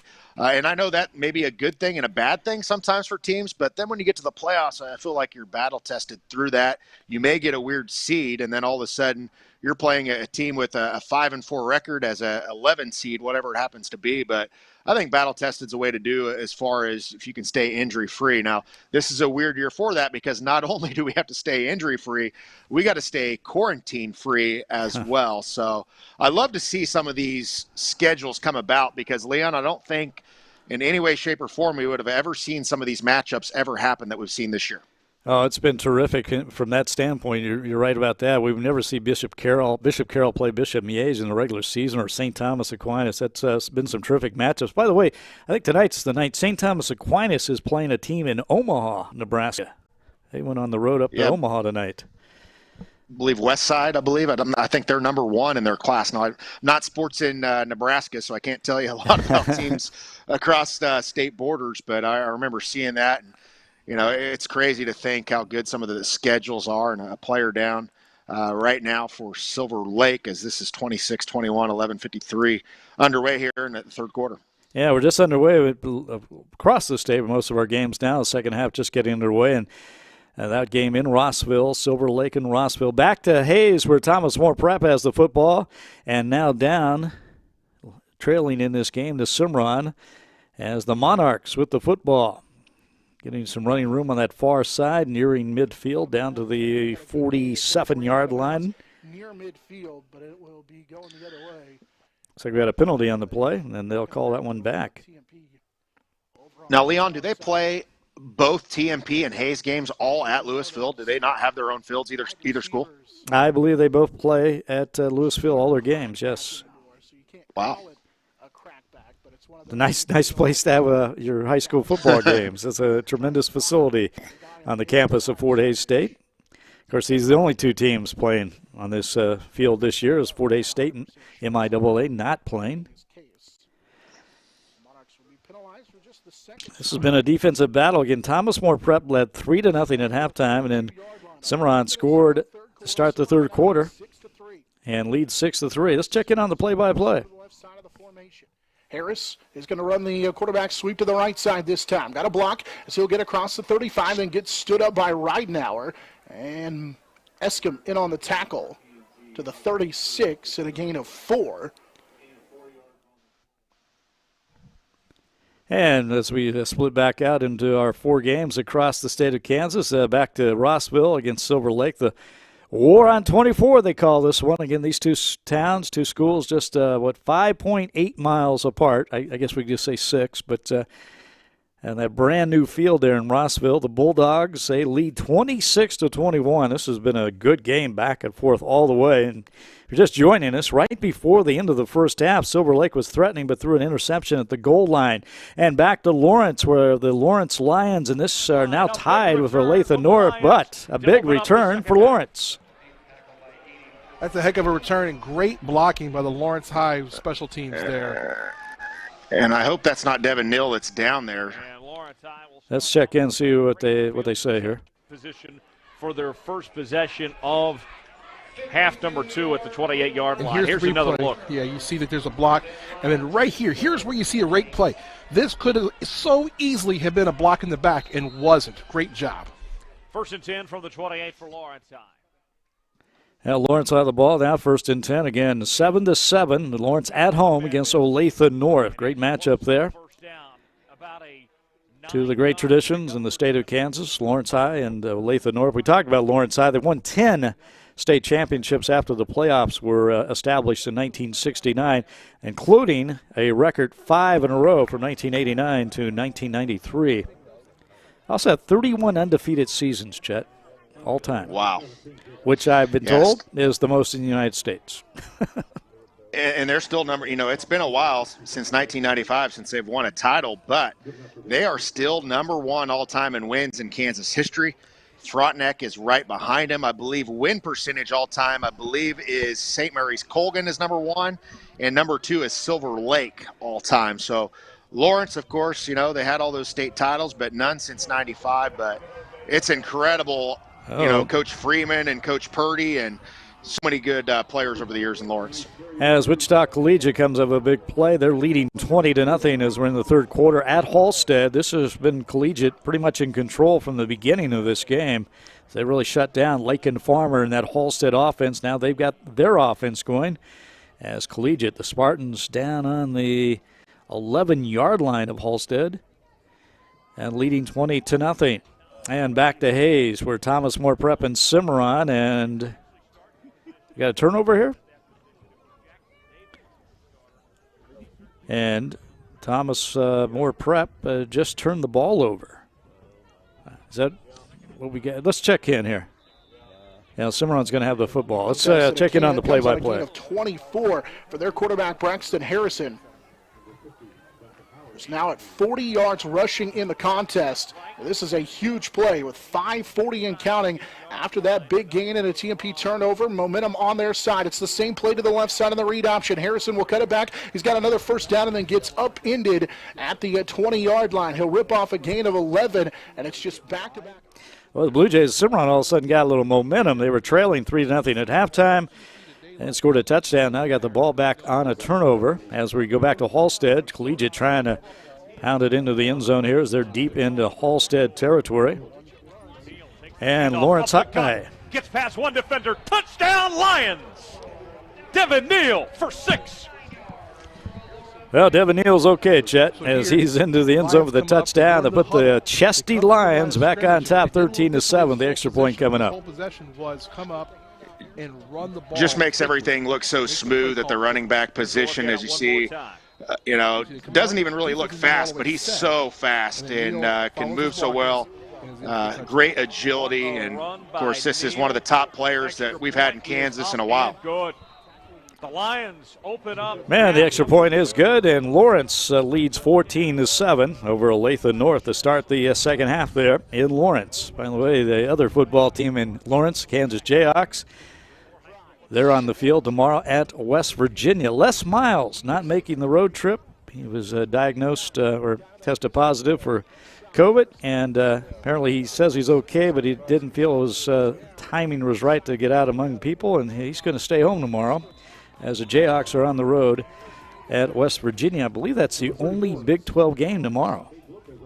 Yeah, I believe another game was postponed, and I have Brian Haney on my radio show once a week, and he's the voice of the Kansas Jayhawks, and of course a Topeka native, and has been a part of broadcast for years, doing other sports and all that. And this is the first broadcast that Brian's going to miss since like the late 1990s, Leon, because he's in quarantine because he hosted Hawk Talk. He hosted Hawk Talk right next to Les Miles, but he's tested negative twice, and but still has to quarantine. And it looks like Cimarron has just scored the touchdown. Yes. Braxton Harrison on the carry for Cimarron, a very nice player. Boy, the Blue Jays of Cimarron really got it going here in the second half all of a sudden. They were down 3-0 at halftime. And what's the call? Yes, that was a touchdown, and it's 12-3 Cimarron, and extra point attempt coming up. And they'll try to kick it. Let's listen again on the play-by-play here. It's a 70-yard touchdown pass in the third quarter, and now gets an 8-yard run after he had a 24-yard run that set him up. Here's the extra point. It's blocked by TMP as the Monarchs. Lance Lang will come through and block the field goal. 12-3, still the score. Well, that game, there you saw it. The extra point was blocked. So Cimarron now with a 12-3 advantage. Braxton Harrison with a huge third quarter so far, as you heard. Touchdown pass, and then he just ran for another touchdown.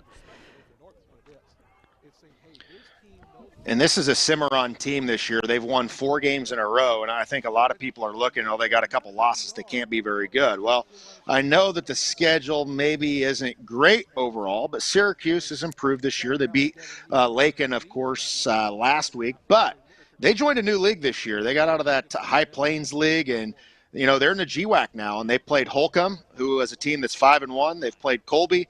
And they played those teams tight. So they've beefed up their schedule, and this is a Cimarron team that also beat Scott City this year as well. So they've played those 3A teams, and they're playing in Class 2A. So this Cimarron team, with injuries that they've had this year, is still a more than capable team under Coach Schartz.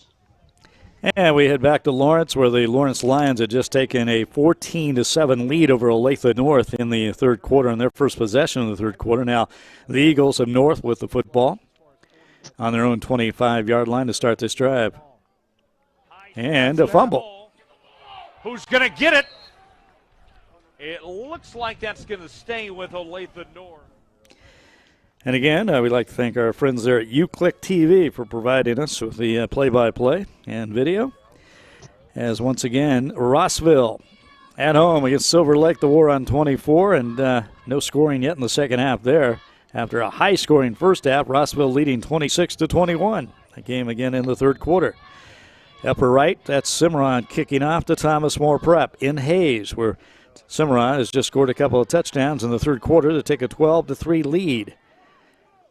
And back to Halstead, where Lakin Farmer with the football. Again, 534 yards rushing a week ago, but he's pretty much been held in check tonight by a terrific defensive effort from Wichita Collegiate. Wichita Collegiate leading now 26-0 in this game over Halstead. 500 yards rushing in a year for some people will get you second team, honorable mention all league in an 8 or 9 game seasons. And that individual, number 7, did that last week. Again, that's the second best individual single game rushing effort in state history. Tanner Wood still with the number 1 single game rushing record. That was back in 2012 when he was at Conway Springs and rushed for 659 yards in a game. Wow. Tanner Wood, of course, went on to play at Kansas State. Got some score updates for you across the state. Newton up on Salina South in the third quarter, 28-21. Weird score here. Uniontown up 11-8 on Central Heights. Tonganoxie up 27-0 on Shawnee Mission East. Piper and Spring Hill locked at 7. Burlington up 54-7 on Anderson County. Valley Center up 20-14 on Arc City. Lebo up on Thunder Ridge 54-19 in that one, and I believe that's in a neutral site that game tonight. And Sylvan Lucas, believe in Sylvan Grove.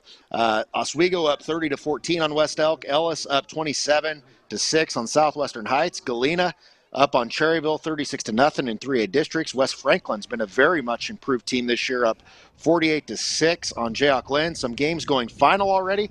Little River in 8-man 1 beating Harrington 54-6. Pittsburgh beating Atchison tonight 22-9. That game started at 6 o'clock. Victoria beating Tescott 58-0. Kingman all over Blue Stem tonight 69-0. And back to Hayes we go. Thomas More Prep going deep. Let's listen. 20 to the 10 to the 5. Touchdown TMP. On third down and long, the Monarchs strike at a huge pitch and catch from the sophomore quarterback, Cade Harris, to the junior wide receiver, Jace Whitling. It goes for TMP for 69 yards of the pitch and catch, and the Monarchs are back in it at 12-9 on the touchdown. What a play there by Thomas More Prep. The Monarchs, a 69-yard touchdown pass. As they will trail now 12-9 with their first touchdown of the game against the Cimarron Blue Jays. Extra point coming up to try to make it a 12-10 football game. And back to Rossville, where Rossville Bulldogs lead Silver Lake, their big rival, 26-21. And we just had a big run from Rossville as they are in deep now in Silver Lake territory inside the 10-yard line. Ball looks like it's marked at the 10-yard line. And TMP's extra point, by the way, no good. So Cimarron holds on to a 12-9 lead. Let's listen in on this Rossville Silver Lake game. The 10, Horrock looking to pass. He's going to look towards the end zone. He's going to check it down to Woodrow Rezak. Rezak is going to take off and keep make on your a feet. few Keep on your men feet. miss. Keep digging. He's going to fall down to the Silver Lake 5. Wise decision by Horrock to check it down. Bo Reeves was triple covered in the end zone. And if you didn't guess, the Rossville, that's the Rossville broadcast crew we're checking in on here as they'll have the ball second and goal to go from the 5-yard line. Horrock's going to give it to Catron. Catron looking to get outside. Corey Catron will lose a yard. Not much doing for Corey there. It is 3rd and goal now for the Bulldogs.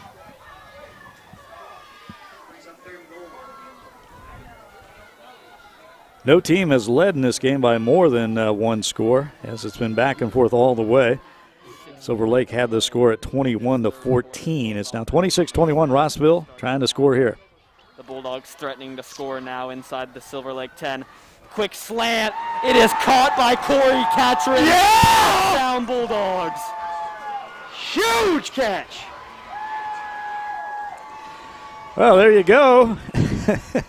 Rossville with the touchdown. Offense. And a 2-score lead for the first time in this game, as that will make it 32-21. We got the extra point coming up. A little excitement there in Rossville. The war on 24. Those guys, they want to win this game. Wow. Wide open over the middle for the quick slant. As Rossville Dogs, the Bulldogs, trying for the extra point here to make it a 33-21 game. A left-footed kicker. And here it is, and it's good. And so it is 33-21, Rossville on top of Silver Lake. A lot of emotion there. They want to win that game, don't they? Oh, yeah. I mean, such a big rivalry. Maybe the biggest rivalry in Kansas. I know that Chapman-Abilene, I think, is the oldest rivalry that they talk about. But as far as stuff on the line and success and state titles, I don't think that there's a bigger rivalry. I mean, you see, of course, Topeka and Manhattan is a big one. I know Frontenac and Colgan, a big one back in the day as well. And there's certainly Lawrence-Manhattan or Lawrence and Lawrence-Free State. But Silver Lake-Rossville, in my lifetime, that's been a huge one and a lot on the line, whether it's a district game, whether it's a sub-state championship meeting for the second time, and everybody knows everybody, so that adds a little bit of maybe extra effort or things, of course, that people talk about all season long leading up to that war on 24. And Leon, this is the first time ever this game has been played on turf, so it's always been on grass, whether it's at, of course, C.J. Hamilton Field there in Silver Lake or, of course, in Rossville. So that Mammoth turf looking pretty sweet there with the R that jumps off the page. And Rossville will be kicking up as Silver Lake will take over on this possession. And, boy, a lot of gang tackling up there in the upper left as they'll start from their own 25-yard line. So once again, we're bouncing around all across the state of Kansas tonight, west to east and north to south, as we got all kinds of games. Bottom left, that's Olathe North against Lawrence. And hold on here, let's listen in. The junior. They're saying he stepped out right around the 20. Looks like the 19. False alarm there. We thought we had a long touchdown run from Olathe North, and they said he stepped out of bounds. Again, Lawrence leading that game 14-7. That's a good one. The Lions and the Eagles of Olathe North. By the way, Wichita I'm trying Northwest. to get an update on Perry as well. I'm not seeing if there's a score in that yet. That's probably getting ready or to be in the third quarter. Perry and Hayden. That was scoreless at halftime, and I was a bit shocked by that. Down in Wichita for the City League Championship, Wichita Northwest was leading Wichita East 17-2 at halftime. Again, Wichita East kind of a surprise team, put up a lot of points, but really, once again, their first real test of the season going up against Steve Martin's high-scoring Grizzlies of Wichita Northwest. As back to Rossville, and the Eagles of Silver Lake with the football, picking up some yards on that pass over to the far side. Rossville just scored, and they lead 33-21. Biggest lead of the game for either team.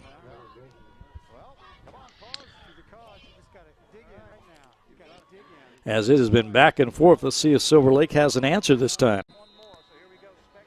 They've had a couple of big turnovers in this game. It's really been the difference. A fumble by their quarterback was picked up and returned for a touchdown. And then right before the end of the first half, they're threatening the score. They were inside the 10-yard line, just outside the 5-yard line, and a pass was intercepted at the goal line. That was huge, as that kept them out of the end zone. And now Rossville up 33-21 in the third quarter. As here's no score. Topeka Hayden, Perry LeCompte. And I'm guessing no passing going on in this game if this is the fourth quarter. Wow, fourth quarter already, 5:20 to go, 0-0. I had to take a double take on that one. Wow.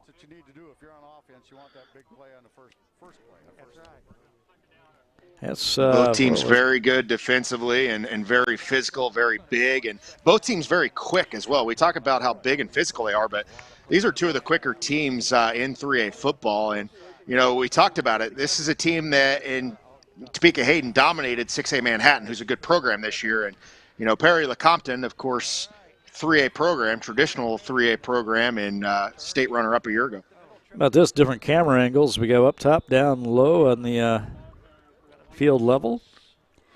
And let's check in on this, see what's going on with this football game besides being scoreless, 0-0. Third and about one. I think he's right at it. I think they may have to measure this one, but I could be wrong. Would they move the ball out there? Official timeout for a I don't know why they move it. I'll be honest with you. Yeah. They should have measured right I don't like that spot. They're going to measure here for a first down. It's great listening to these play-by-play guys across the state. Always a lot of enthusiasm, emotion, and it's just fun to listen to. As you're watching Kansas Football Friday, presented by Sports in Kansas, Leon Liebel along with Chet Coupland. It's week number 7, huge matchups all across the state. And it looks like they got that first down there, Chet, in the Topeka Hayden game. And now we go back to Halstead and see if the Halstead Dragons could get something going. They've been shut out in this game, 26-0 against Wichita Collegiate. A big rusher, Lakin Farmer, there he picks up a few yards, plowing his way on the left side of the line. Number 7 for Halstead. Again, 534 yards rushing a week ago, 6 touchdowns against Heston. That game was relatively close, so they needed all those touchdowns and yards in that game.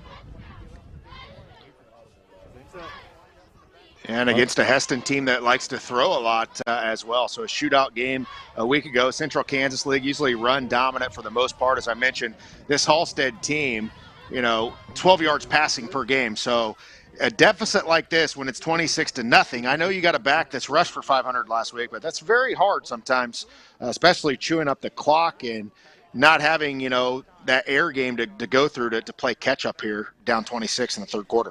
Yeah, 26-0, Wichita Collegiate on top, trying to get something going there, the Halstead Dragons, as we go back to Rossville. And there's the Dogs going up top, and a pass completion, touchdown, Bulldogs. Let's listen in. Bo Reeves. We've said it so many times this year, Horrock to Reeves. And the Bulldogs strike again. Oh, I just wanted to hear that. I had to hear the reaction on that one as the hometown broadcasters bringing you the action there. And how about this? Rossville maybe blowing this one open a little bit as this makes it 39-21. The extra point coming up here.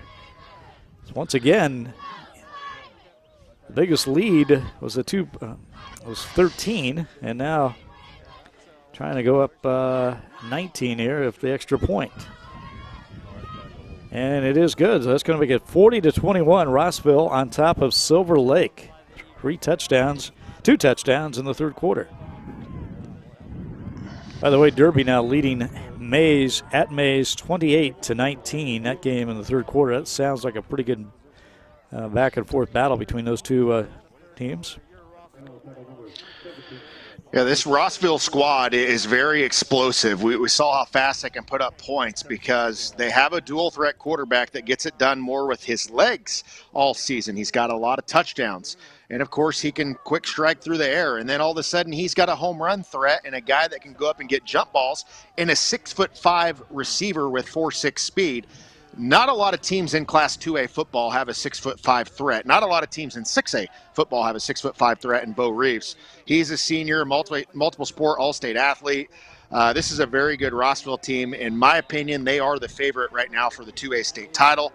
Is Hoisington that team on the west to get to the state title? I don't know. I still question mark that. But Rossville, from what I've seen so far, I feel like is the best football team in Class 2A. Haven't seen an update yet, but Hoisington at halftime was tied with Norton 6-6. Another low-scoring game. Keep an eye on the Hoisington Cardinals, a team we've talked about throughout the season.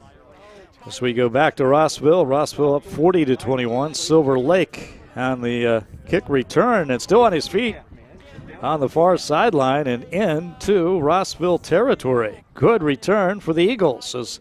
Great field position here. They've had several answers tonight. Let's not count them out just yet, even though they're down 40-21. I still can't believe that Perry Lecompton and Topeka Hayden are scoreless. I'm almost shocked by that. As once again we check in on Olathe North and Lawrence. So Lawrence up 14-7. Here's that scoreless game. Perry Lecompton and Topeka Hayden. Let's listen in. Throw, looking for Specht in the far corner, has him open. Let's see if we can get there. Called it a catch inside the 5. Wow. That ball was in the air for a long time. Well, Chet, they're making big plays. They are. Chet, we have a knack of when we join these games, offense starts to fire up a little bit. We've seen that a couple times this year. As last week, I think we had an 8-man game. It was 2-0 in the fourth quarter, and they broke it open. But here we go on the 5-yard line. Let's see if we can get a score. 5-yard line. Okay. Here we go, boys. What do you think? We get a constant dose of DeVader? That's what you have to think. Yeah, that's exactly right. Holloway, number 14, under center, turns, give, DeVader up the middle, straight ahead. Yeah, and he picked up. He got a lot of it. Back down to the 1 or the 2. Close to the 1, I bet.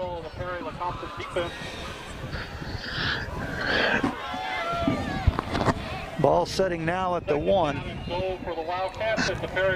Topeka Hayden trying to score here. The ball at the 1-yard line. Perry LeCompton. You almost want to use as much time as you can here, Leon. Yeah, the old don't score too soon thing here.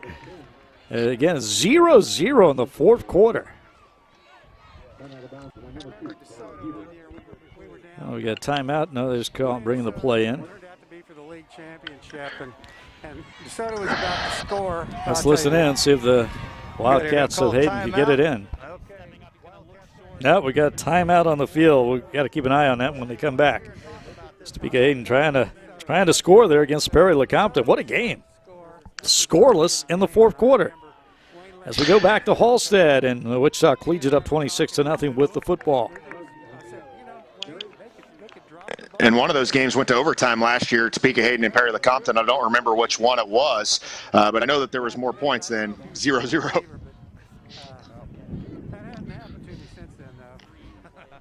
And once again, we've got Silver Lake on the move, trailing 40-21 at Rossville, but they are in scoring position in the red zone here. And Kruger going to throw. That ball looked like it might have been tipped, but yeah, it was caught out of bounds, incomplete. I'm not sure that the ball. I'm not sure if I saw that right or not, but it was caught, but out of bounds and incomplete.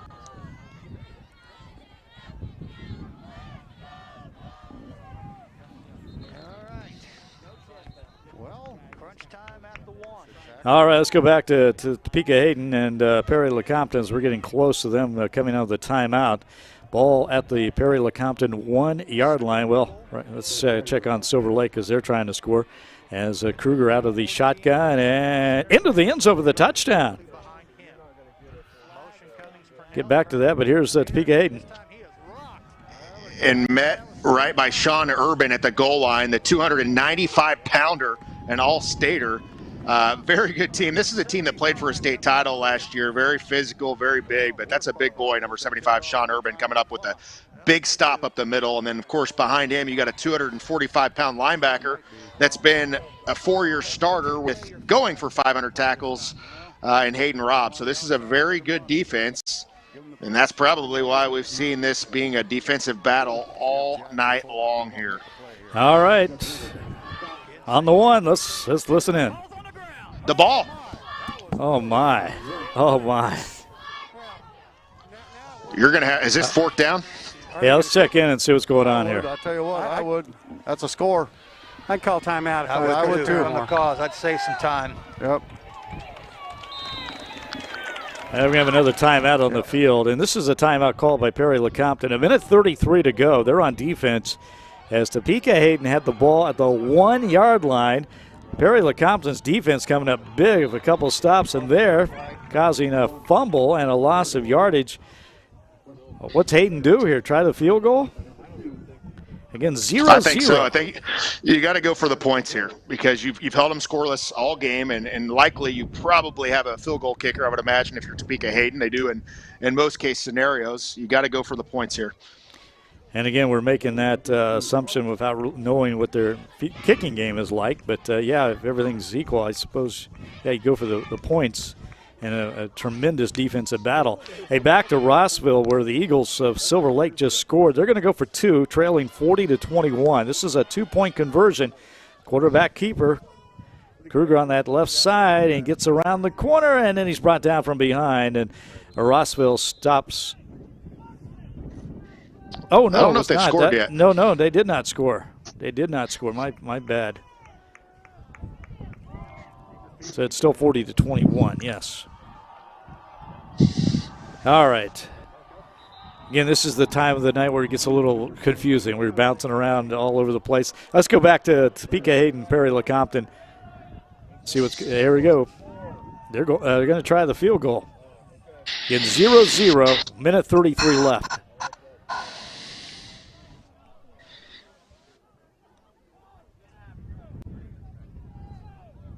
And it is good, and Topeka Hayden takes a 3-0 lead as looks like Silver Lake just scored. 4 yards, excuse me. Yeah, let's check in. Let's listen in on this one.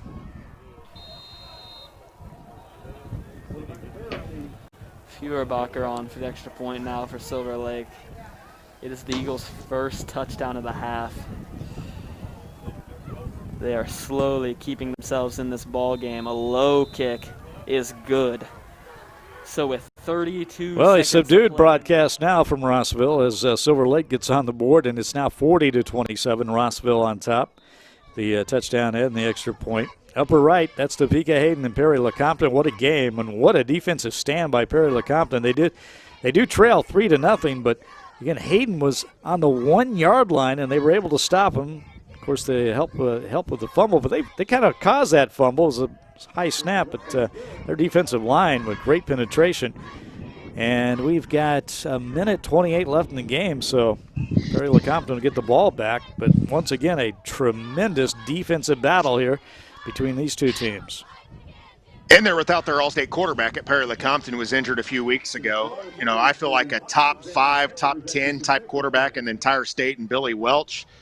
So you factor that in. They've had to go run heavy offensively with Thad Metcalf, their running back, playing quarterback. So this is a Perry LeCompton team that's very deep, returned basically everybody junior heavy last year on their state runner-up team. Although Hayden brought a lot back as well with Desmond Purnell, DeVader, players like that on that team. 2 outstanding games a year ago, so wouldn't expect anything less here. Don't know how far the kicking game is for Perry LeCompton, but we'll see what happens. Looks like maybe they recovered a fumble here. Let's listen in.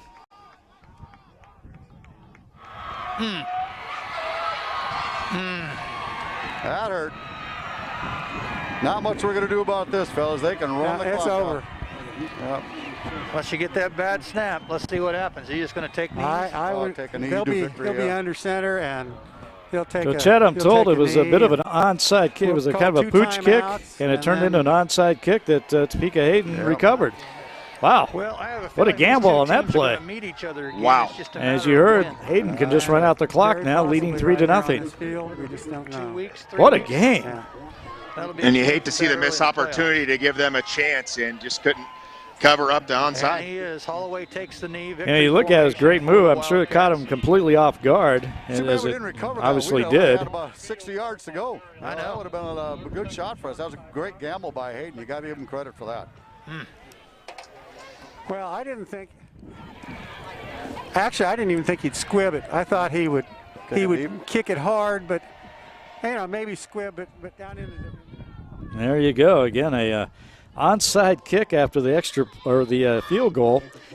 Topeka Hayden, as I mentioned, a gutsy call. They come up with the football, and they're going to run out the clock to win that game, barring any unforeseen circumstances. Still a minute 28 left, I believe, to go in the game. But, wow, what a turn of events there. Meanwhile, Latham North, they are in the red zone. Well, they've lost some yardage. They were at the 20-yard line. Now they're going backwards as they have the ball at the 33-yard line. They're going to call a timeout. As we're all over the place right now. As we go to Halstead, a little shovel pass out to Lakin Farmer, breaking some tackles, and then he runs into a big man from Wichita Collegiate and smothered there. Nice play there by the Halstead quarterback. He was in trouble and just got rid of it. Lakin Farmer picked up some positive yardage. Motion give to Parnell, left side. Parnell sports free, picks up across to 35. See, that was a smart move. They didn't want to be down there for 4 downs, even because you're Getting still back a to minute. Topeka Hayden 18. against Perry LeCompton. Hayden leading 3-0. Trying to run it out here. A 3-0 lead. And back to Rossville just scored. Time and time again. 54 yards. Oh my God, Torrey! Yes! I love these announcers, Leon. These announcers are great. Oh, it's tremendous. These guys are from Rossville, and we need to get their names. They've been they're fans, obviously, and to this point. Wow, the Bulldogs have an answer after the Eagles' touchdown. I think it may be a student-ran organization. I'll have to check in on that, but it could be students on the broadcast. That's going to make it 46-28. We got the extra point coming up for Rossville. The war on 24. It's been a good one to watch, fun one. As back Topeka Hayden there and Perry Lecompton trying to play it out. Olathe North and Lawrence 14-7. Lawrence on top. In the fourth quarter, a low-scoring game there. A lot of low-scoring games across the state tonight, Chet. Well, the defense is getting better throughout the season. I feel like we're starting to figure out some stuff, some schemes, and there's a lot of film on a lot of teams. So I think as we get later on in the season, some of these defenses are getting a little bit better. We still see some blowouts across the state, but a lot of outstanding football games tonight. Advertised coming in that they would be, and we have certainly seen that in week number 7. Well, speaking of defense, Lawrence just came out of an interception right at the goal line. Olathe North going for the end zone. So Lawrence will start this drive on their own 1-yard line after coming up with an interception. And a run up the middle and plenty of daylight. Let's listen in. Not catching him. Raised his hand. Okay. The 30, 20, 15, 10, 5, touchdown Lions! 98-yard touchdown run! Are you serious? Wow! Oh my Incredible. Goodness, Devin Neal, Devin Magic. I can't even follow that up. I mean, 98 yards. You're going to hand the ball to your bell cow, do his thing. Here he is right up the middle, and you get into open space, and who's going to catch Devin Neal? Nobody. He doesn't even look like he's running hard, Leon. I mean, it's almost effortless. It's unbelievable how smooth of a runner is. Incredible. 98-yard touchdown run from Devin Neal. That makes it 21-7. Wow, what a play. And we mentioned the late, great Gerald Sayers earlier. Of course, he had one of the longest touchdown run in one of the college football history for a while, 99-yard run and against Nebraska. That was a 98-yard run from Devin Neal after the interception set the ball at the 1 or the 2-yard line for Lawrence. And first down, there he goes, 98 yards. Wow. That's back to Halstead. Looks like the Dragons are in deep in, yes, they are in collegiate territory, about the 10-yard line. And this is maybe their best effort of the night offensively. They are been held out of the end zone now, trailing 33-0. Wichita Collegiate 33-0 over Halstead, as that collegiate defense has done a terrific job on Lakin Farmer, who had 534 yards a week ago for Halstead. And here's the pitch out on the left side and knocked out of bounds. Looks like Hayden scored again. Yes, they did. Let's check in on this one, see if they recap the score for us. And why wouldn't you? I mean, that's what the give has been, yeah. I mean, it's a meaningless touchdown in terms of this game. Yeah. The game. Well, Topeka Hayden gets the first touchdown of this game. It was 0-0 in the fourth. They got the field goal, onside kick. They got the ball back, and now they got the touchdown. And I kind of beg to differ. I think you need the points in this game. They said it was a meaningless touchdown, but that makes it 10-0, and now it solidifies a victory for them, no doubt about it. In a game like this, you never know if you might turn the ball over or something, so I think getting those points is important. And people are going to look at that tomorrow and see 10-0 and think, oh, well, they were up 7-0 most of the game and maybe kicked a field goal later on. They don't realize that this was a squib kick, 0-0 and 3-3 and all that went on in an outstanding game. And an outstanding game that I think maybe we could see again in a semifinal later on the season. We saw it last year. Both teams coming out of the district, Perry Lecompton winning that district and beating Hayden twice on their way to a state runner-up. So very impressive performance, especially without your all-state quarterback. By the way, the Silver Lake football team refuses to go away as they are threatening to score again against Rossville after the Bulldogs just scored. But, we got a fumble recovery. Let's listen in. Nope. It did. RL, keep going. It might be a Rashad Breland play. All right, the play was blown dead there. We had a fumble on the play, but Silver Lake and at Rossville leading 47-28. 10:24 left to go in that game, and the Eagles trying to answer another Rossville touchdown here. As upper right, Topeka Hayden now kicking off after the another pooch kick there, short kick against Perry Lecompton. And Perry Lecompton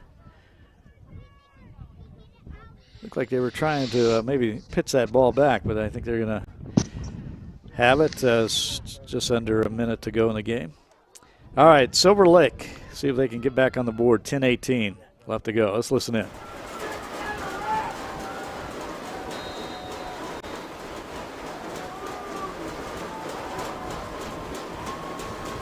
The Bulldog crowd is loud.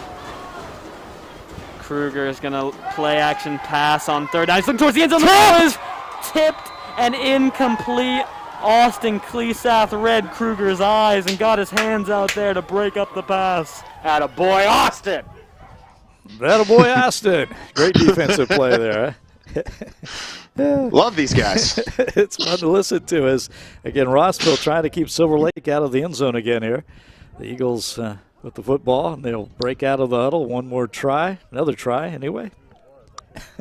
Here we go. The Bulldogs looking to deny Silver Lake inside their 10 again. Kruger's going to keep it, looking to get outside, trying to follow his block. He has the first down. He will get into the end zone. Touchdown, Eagles. Man, give it up to the Silver Lake team. They're just not – they refuse to go away, though. They were down 47-28. Now it's going to be 47-34. Extra point coming up. But they continue to battle right back against this Rossville team. The war on 24. And got to figure out a way to get a stop because Rossville, of course, 47 points already. We know the offensive firepower, a team capable of putting up 50, 60 points, especially if you have your ones in all games. And some of the games they play, they don't get to have those guys in all games. So when they do, you can see what happens. And a final there. Topeka Hayden does win it over Perry Lecompton 10-0. 10 points in the final couple of minutes there for Hayden to win this game. As we head back to Lawrence, Olathe North against Lawrence. The Lions on top 21-7 after a 98-yard touchdown run. Devin Neal broke up the middle, and this Chet called it right when he got going. He said nobody's going to catch him, and nobody did. But Olathe North threatening here. So you got the ball near the, on the 22-yard line of Lawrence. It's always a mark of good football teams that they try to come right back at you no matter what. I mean, that looked like a backbreaker of a play, but here the Eagles are threatening at the 22. Let's listen in. Well, we lost the picture there. All right, Cimarron Thomas More Prep. This game, Thomas More Prep now leading 16-12. Last time we checked in, it was 12-10. Cimarron. It was 3-0 at halftime. Thomas More Prep, and then Cimarron with a couple of quick touchdowns in the third quarter. But Thomas More Prep has come back to take a 16-12 lead. That game out at Hayes on the campus of Fort Hays State. And Olathe North down there, your lower left, has now got the ball inside the 5-yard line. Yeah, Quantez Love and Noah Palmer, very good backfield for them. And, of course, if you add into the other member of that backfield that's playing in Ankeny, Iowa right now, maybe this would be a little bit of a different story. It's too bad and unfortunate that we didn't get to see Arlen Bruce's outstanding career finish at Olathe North. But, nonetheless, this is a good football game tonight. Yeah, there's Olathe North with a touchdown. Touchdown, Eagles. Well, you asked how they're going to answer, and I said they'd stay. Not going away. An answer there, and that'll make it 21-13. The extra point attempt coming up. So got a ball game in Lawrence between the Lions and the Eagles of Olathe North. As we head back to Hayes. On your screen here, it almost looks like this is a scrimmage between a home and away team for the same team with the same colors. As we check in now, this is Thomas More Prep and Cimarron, the Blue Jays of Cimarron, trying to get back on the board here as they cross midfield. They're at the TMP 49-yard line. Cimarron in the all-white. Thomas More Prep, the blue, navy blue uniforms, the Monarchs. This game at Lewis Field on the campus of Fort Hays State University. So Cimarron's going to change the play with 1:20 to go. Coach Harris trying to get the sideline fired up on the near sideline. They will run it again. Escom right up the middle. He's tied up at the 45 at TMP. Escom will get 6. Walker, or rather Higgins, in on that tackle. Also Kendall Walker in there as well, the 2 freshman defensive linemen. 55 seconds to go in the contest. Here comes the TMP crowd on the near sideline. TMP leads 16-12. Harrison, play action. He's got pressure coming from behind. Michael Hale nearly got him. Harrison will roll to his left. Now he's going to step up and be tackled on that left side. Michael Hale nearly had him from behind. I think maybe that was Kenton Ginther who almost had him from behind to the 42, and a timeout taken by Cimarron. Well, timeout Cimarron, and what a terrific play by their quarterback, Chad. He was nearly brought down a couple times, and just a great effort to get something there. As the Blue Jays trying to score with less than a minute to go in this game. Wow. And coming into the year, Leon, I don't think a lot of people would have said that either one of these teams would be a 2A contender. Much like we talked about 4A West with Connor, I feel the same way about 2A West, because all of a sudden you don't have very many teams when you start to look at it, because Conway Springs moved out of it. We've had some teams move up to 3A. Is Hoisington that team that's been unbeaten this year? Phillipsburg's really not the same. Phillipsburg, Cimarron, and Thomas More Prep, of course, in their district, I think they're the 2 favorites, and they're squaring off right now. Garden Plain is another one of those teams. And then there's another district with Hutch, Trinity, and Hillsboro that both have undefeated district records. And that's the West. One of those teams that I mentioned there, I feel like is going to be playing for a state title. That's not very many of them. And a lot of those teams aren't mainstream programs that compete for state titles outside of maybe your Garden Plains. Hoisington, I don't even know if they've ever been to a state title. And last year we thought it was their team to do so. And then Norton was hanging with them tonight, and Norton's last in the district and was runner-up a year ago. So my point is, it's wide open on 2A West. Now the East that we have on our screen right now that they could meet, this is one of the 2 teams I feel like you'll be playing on the eastern side of the 2A state title this year. It goes through the War on 24, and it's been an outstanding game tonight. Oh, it certainly has. And back to that game, Silver Lake had just scored, but Rossville now deep into Silver Lake territory as the upper left-hand corner of your screen. That is the Rossville, Silver Lake. And let's check out Cimarron and Thomas More Prep as Cimarron's trying to score here late in the game and take a lead and perhaps win it. And it looks like we may have another timeout. Just listen in. We still have 1 timeout, but the incomplete pass will stop it with 25 seconds to go in the game. And back to Rossville and Silver Lake. And again, Rossville leading 47-35, 6:43 to go in that game. All right, Cimarron's trying to score here. Too tall, incomplete. 3rd down now from the 38-yard line. Okay, the Blue Jays now with 2 opportunities left in this game. Late in the 4th quarter against Thomas More Prep. We'll listen in. Ball from the TMP 38-yard line. Cimarron needs a touchdown. Down for it, 16-12. Sawyer will be the wide receiver to the right. Ridenauer, the Twins to the left. Harrison, play action, pressure coming, he's hit. Kenton Ginther drops him. Back to the 46-yard line with 15 seconds to play. Kenton Ginther off the left edge, gets the sack. Timeout Cimarron. 4th down coming up following the sack for Kenton Ginther. His first career sack, and now it's 4th down after the timeout with 12 seconds to go. His first career sack, and it didn't come any bigger than that. Is that just a big loss for Cimarron? They're going to have one more play. We certainly want to check in on that, as I'm certainly just seconds left in that game. Rossville. It is good. Oh, my. Bo Reeves.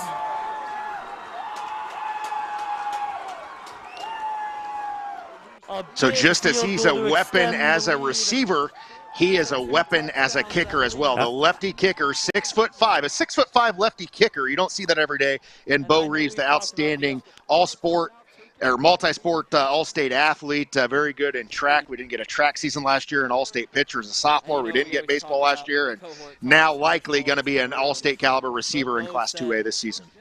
All right, again, we go back to Lawrence. Lawrence leading 21-14 over Lathan North. We're going to be checking in on Cimarron and Thomas More Prep. One more play left in that game, and Cimarron will have 4th down and long, but they got to go to the end zone because there's just seconds left. They're going to need a touchdown here. As once again, Rossville, just that field goal, goes up 50. He's got 50 points on the board for Rossville. 50-35 over Silver Lake. Here we go. Could be the final play of the game. 4th down. Harrison Protz, pressure coming, steps up, got away from a man. He's hit and dropped. DMP with back-to-back sacks is going to put a nail in the coffin in this one. This time it's the freshman, Colton Higgins, with his first career sack. And again, Kenton Ginther got great pressure from off that outside, and Harrison got away. But the freshman defensive lineman held him up and got the sack. Back-to-back TMP sacks, a turnover on downs, and the Monarchs with 8 seconds to go in the contest can nail this one with a kneel down. There you go. Thomas More Prep going to win that game 16-12. And what a battle that was. Thomas More Prep up 3-0 at half. Cimarron came back with 2 touchdowns in the third quarter. And then Thomas More Prep answered back with 2. But how about the 2 back-to-back sacks right there when they needed the most? Now back to the war on 24, where Rossville now up 50-35. I wonder if the over was on this game. Man, 85 points, 6:23 left to go. You got some score updates for you across the state. Carroll up on Miege, 49-28 in the fourth quarter. Concordia up on, or rather Riley County up on Concordia, 44-16. Centralia up on Linden, 36-17. DeSoto and Leavenworth tied in the fourth quarter. A bit surprised by that. Garden Plain up on Belle Plaine in the Battle of the Plains, 55-17. Hiawatha beating Royal Valley tonight, 28-14. Hayes takes their first loss of the season, although players quarantined. May South gets them tonight at home, 21-20. And St. Francis beats Wheatland Grinnell tonight, 62-16. Fourth quarter scores: Fort Scott leading Wamego, 22-18. Minneapolis leading Beloit, 28-26. Mill Valley up 27-10 on Olathe East. Rose Hill leading Winfield, 41-7. St. John's Tipton, 43. Lakeside, 28 in the fourth quarter. And Skyline leading La Crosse, 30-28 late in the fourth quarter in that one. How about this one, though, from Kingman? I don't know if it was in Kingman, but against Kingman. Kingman 81, Blue Stem 0. Wow. We've seen some big scores this season as well, but tonight, for the most part, these games have been very competitive and low scoring. We saw the Hayden Perry LeCompton that came down to a 10-0 game, all 10 points scored late in the fourth quarter by Hayden. We just saw Cimarron and Thomas More Prep 3-0 at halftime. Thomas More Prep goes on to win it 16-12. And we got a good battle going on in Lawrence, where the Lions of Lawrence lead Olathe North 21-14. And if you didn't see it, Devin Neal, a 98-yard touchdown run, ball on the Lawrence 2-yard line. He broke up the middle, and he was gone. It was spectacular. As Olathe North, though, trying to tie this game. They refused to go away. So they were down 21-7 after that touchdown. They came back with their own TD, and now they have the ball back on the 38-yard line of Lawrence. Out of the shotgun. Let's listen in. Open, incomplete. That was a really good route, and he came back to the ball real well. The defense wasn't there with him. And we keep an eye on that one as they wind down to the final seconds or final minutes of that game. Not sure how much time is left, but we can check back in and see if they'll give us an update on that. But our war on 24 up at the upper left, again, Rossville breaking it open a little bit now, well, 50-35. But Silver Lake refusing to go away. Rossville with the football, crossing midfield. Right now. And here we go. Everyone's on their Olathe feet. North and Lawrence. It all comes down to this. Palmer rolls to his left. Has a man open. That's complete. First down for Olathe North. Exact same route. That was the exact same route, the exact same play at the exact same spot. And that was on fourth down. How much time is left in this so we know yet? Now with 1:06 remaining. There you go, 1:06. Olathe North trying to tie it up. Let's listen. Back to the line they go. Here's Palmer again. Going to keep it himself. And a short gain. Timeout called. Let's go back to that fourth down conversion on the replay there while we have a second. I mean, you mentioned it. Same route they ran on that third down play. Couldn't haul in the third down play. The fourth down play, they say, fine, we got an opening. Okay. We'll do it again. So watch the outside receiver. After he's going to take it, he's going to come right back to the line right there. Exact same spot. And what happened is the defender there is trying to give enough cushion so that if there's an inside run or inside turn, he's able to stay on top of Once that. Again, you're watching Olathe North at Lawrence. Lawrence leading 21-14. 1:06 left to go in this game. Olathe North just converted on a fourth down. They'll bring up, then they ran the ball, and now it's second down, but they are at the near the 20-yard line of Lawrence. And listen in, see if they can tie this game up. Throw the football tonight. 2nd and 8 from the 22. 55 seconds to go. Palmer takes the snap. The throw. Going one-on-one to the end zone. Man open. What a play. Incomplete. The defender, the man coverage, the man slipped. He was down, and that ball hung up there a little bit, allowing the safety to come over. All right, it's going to bring up third down. And Chetto just thinking ahead here. If Olathe North would score, would they go for two or take it in, try to just tie it and go to overtime? But, again, that may be premature as it's third down now, but just seconds left. I thought that guy was wide open there. Yeah, defender fell down, it looked like, and was open. Then the safety came over and luckily got some contact with him and incomplete pass. Palmer, play action, rolls to his right. Pass complete to Love, and there's nowhere to go. Fourth down. Timeout left. They're going to have to. Open field tackle by Schimmel there. Blake Schimmel on the open field tackle limits the gain there. Olathe North will use their last timeout, and that'll bring up fourth down. They have converted on a fourth down moments ago, but fourth down and 8. And 38 seconds left to go in this game. Wow, we've had some good ones tonight, some good finishes. By the way, Wichita Northwest was leading Wichita East 17-2 at the end of the third quarter. No scoring in the third quarter. That's a bit of a surprise. No scoring. Dodge City leading Goddard Eisenhower 30-23 in the fourth quarter. They had a 75-yard touchdown pass. And that is right there is Dodge City at home against Goddard Eisenhower. This is a game I believe was scheduled late. Dodge City picking up an opponent. Let's go back to Lawrence and Olathe North trying to tie this one up. Fourth down, though, as we go back to Lawrence. Here we go. Listen in. No timeouts left for Olathe North. 38 seconds to go. 4th and 8 from the 22. Lawrence High changed up how they're going to defend this to that right, to the left side. Palmer passes it. That's complete into the end zone. Touchdown, Olathe North. Oh, my goodness. We have a ball game. Wow, big time Chet. decision here. What a catch. So over his head and the two-handed catch. North baited him on that play. Fourth down, two fourth down conversions for Olathe North here in the final seconds. One for the first down to keep the drive alive, and this one for the touchdown. Let's watch it again. And go for the win. What a catch. Man. And are they going for two? Did I just hear that right? Yes, they are. With one timeout, 32 seconds. 21. And Lawrence has a very good field goal kicker as well. So I don't. Did they say 31 seconds left in the game? I don't know if that's enough to maybe try to get into field goal range, but I don't know about this on this with the very explosive offense. But you have a chance to put them away. It's 2020. Man, we've had some good finishes tonight. The Cimarron Thomas More prep game, the Topeka Hayden Perry Lecompton coming down to the final seconds, and now Olathe North at #1 Lawrence. Chet Coupland's #1 team in the state. Lawrence leading 21. Well, now it's 21-20. Dominic, let's go to you real quick on the sideline. It's down in your bottom right. It looks like Goddard Eisenhower just answered Dodge City of a touchdown. And that would, extra point will tie that game, as it is 30-29. Dodge City leading Goddard Eisenhower.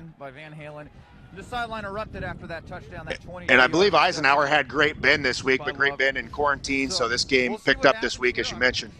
Yeah, I think Dodge City had an open date tonight, and they Goddard Eisenhower. I think it's the first time these two schools have ever played football. Here's the extra point attempt, and it's a big one, as it is good, and that game is tied 30-30 out in Dodge City late in the fourth quarter.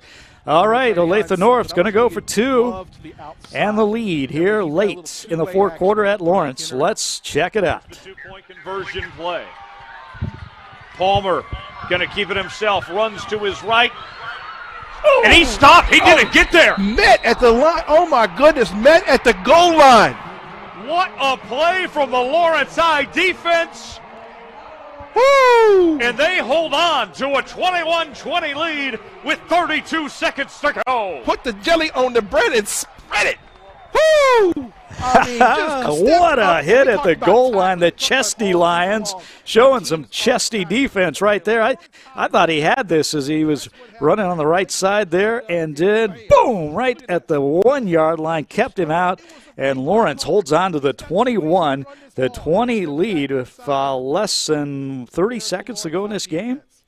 As we want to thank our friends there at UClick TV with a terrific play-by-play call and the video highlights. Man, what a finish for the Lawrence Lions. They can hold on to this one over Olathe North.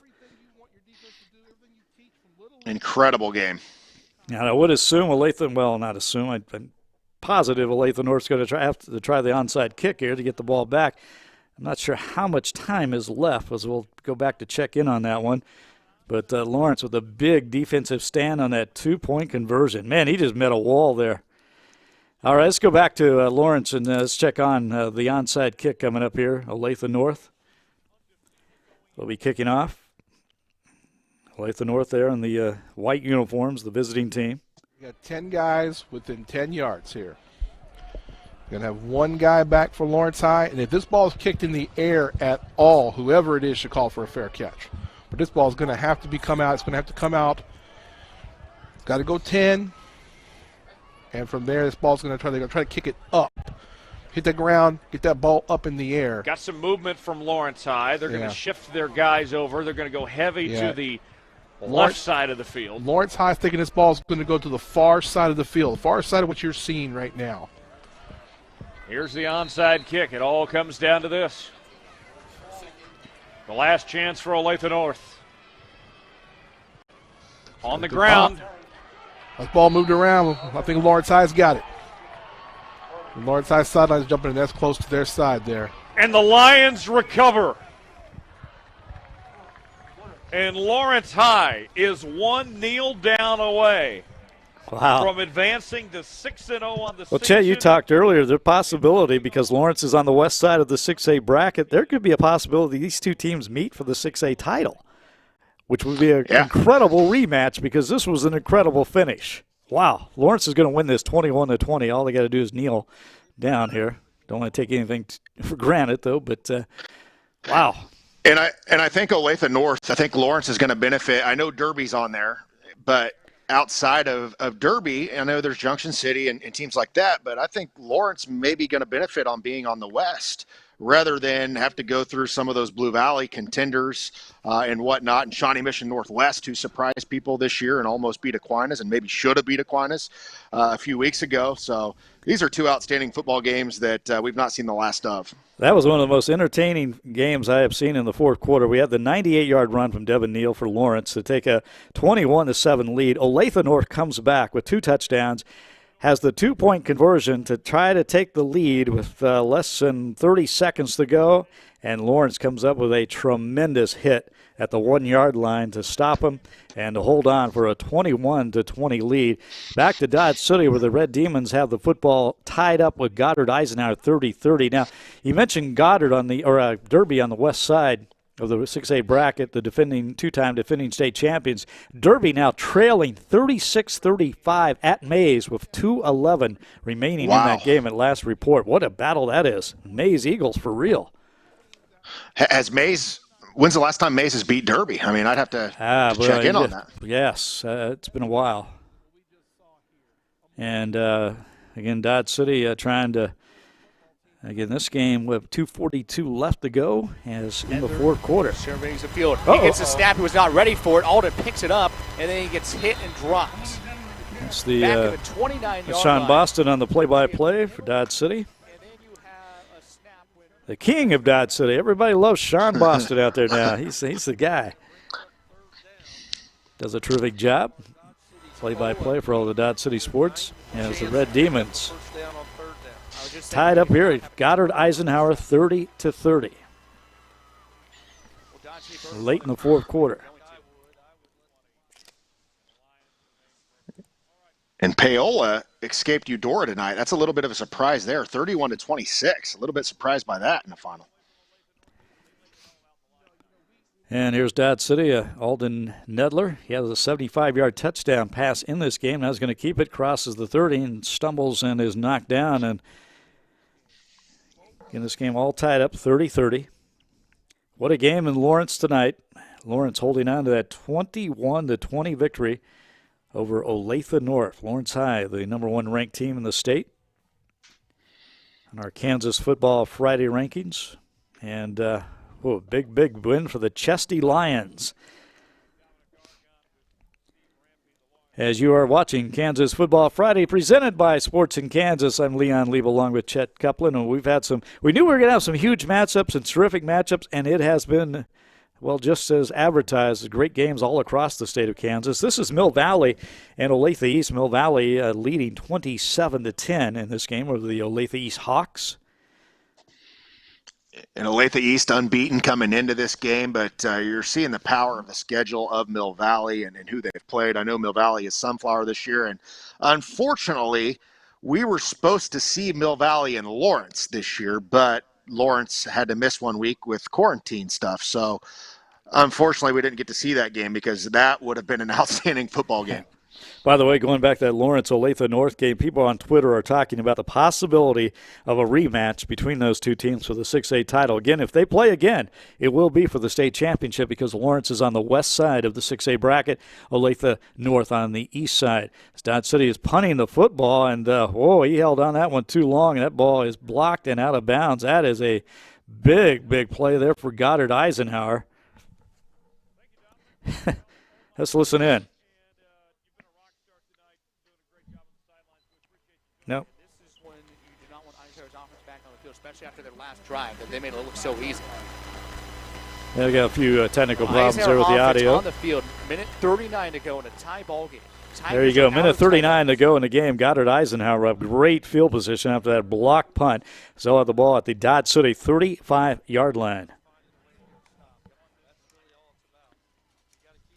But, boy, everybody's going to be talking about, I think that Lawrence-Olathe North game will be one that people will be talking about. By the way, Bishop Carroll just pounded Bishop Miege tonight. 56-28 is your final score. Bishop Carroll over Bishop Miege, 56-28.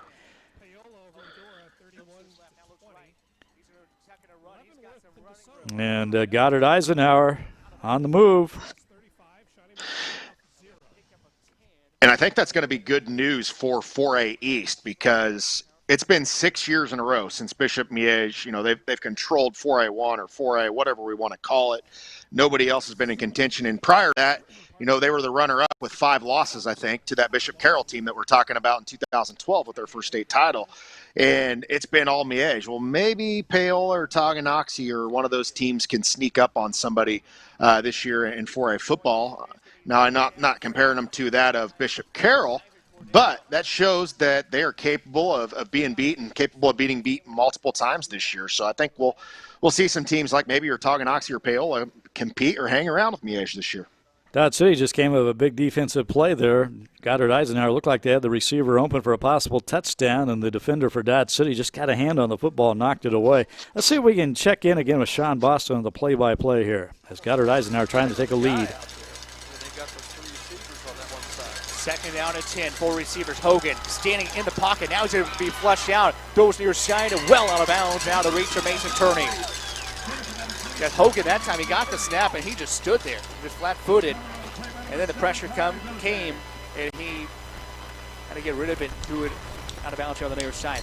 Sean Boston, the play-by-play. They notice Phil Stevenson is back into the booth. Phil Stevenson, the head baseball coach at Dodge City Community College, and he spent some time in the hospital a few weeks ago, diagnosed with coronavirus. He had to spend 5 days in the hospital, and talked to him a little bit. He said it was tough, but it's good to hear his voice again. He's back on the air tonight with Sean Boston. Let's listen in. To the left for the single receiver. He'll go near side, and it's going to be caught. No, he did not get that in. Well, he had his feet in.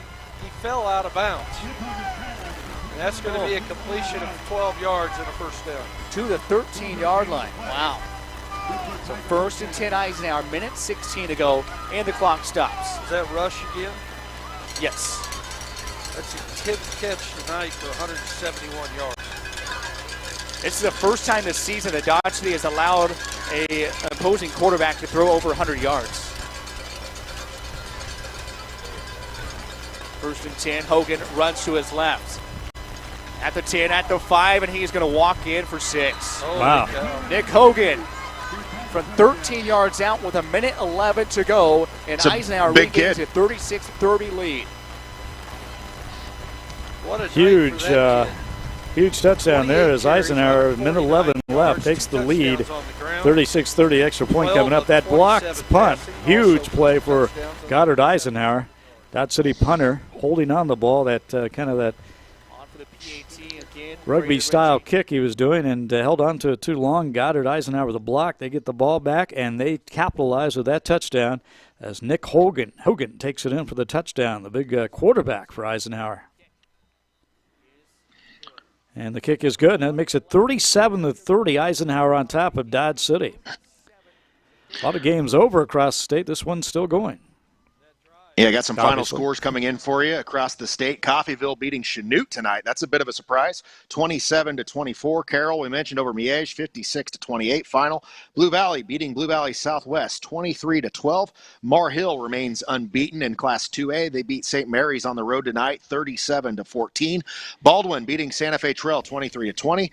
Goodland, the Cowboys, winning 33-16 over Russell tonight. Lakin winning over Syracuse 22-16. Plainville beating Ellenwood 35-7. Wellsville beating Humboldt 47-14. Jeff County North over Troy 52-3. Holcomb beating Pratt 35-22. And as I mentioned, a little bit of a surprise. Paola 31. Eudora 26, Axtell 58, Wetmore 12, Madison 54, Flint Hill 0, Hartford 62, Marist 16, Uniontown 25, Central Heights 14, DeSoto 35, Leavenworth 28, Mission Valley 38, McLouth 0, Norwich 68, Stafford 22, Holton all over Rock Creek 41-21, and the Galena Bulldogs beating Cherryville 51-0 tonight.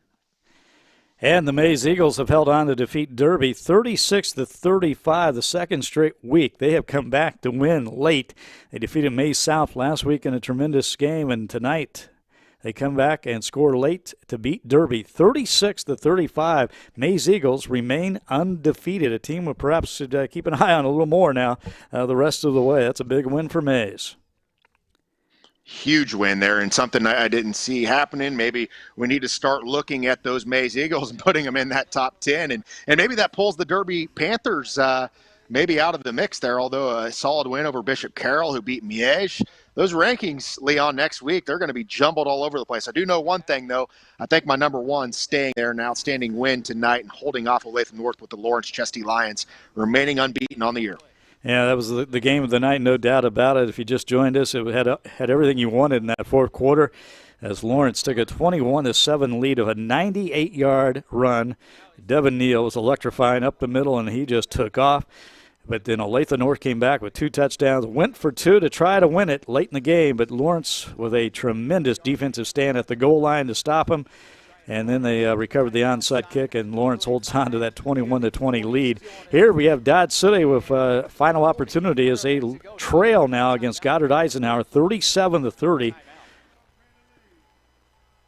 The Tigers of Goddard Eisenhower just scored to take this lead, 37-30, after a block punt, taking advantage.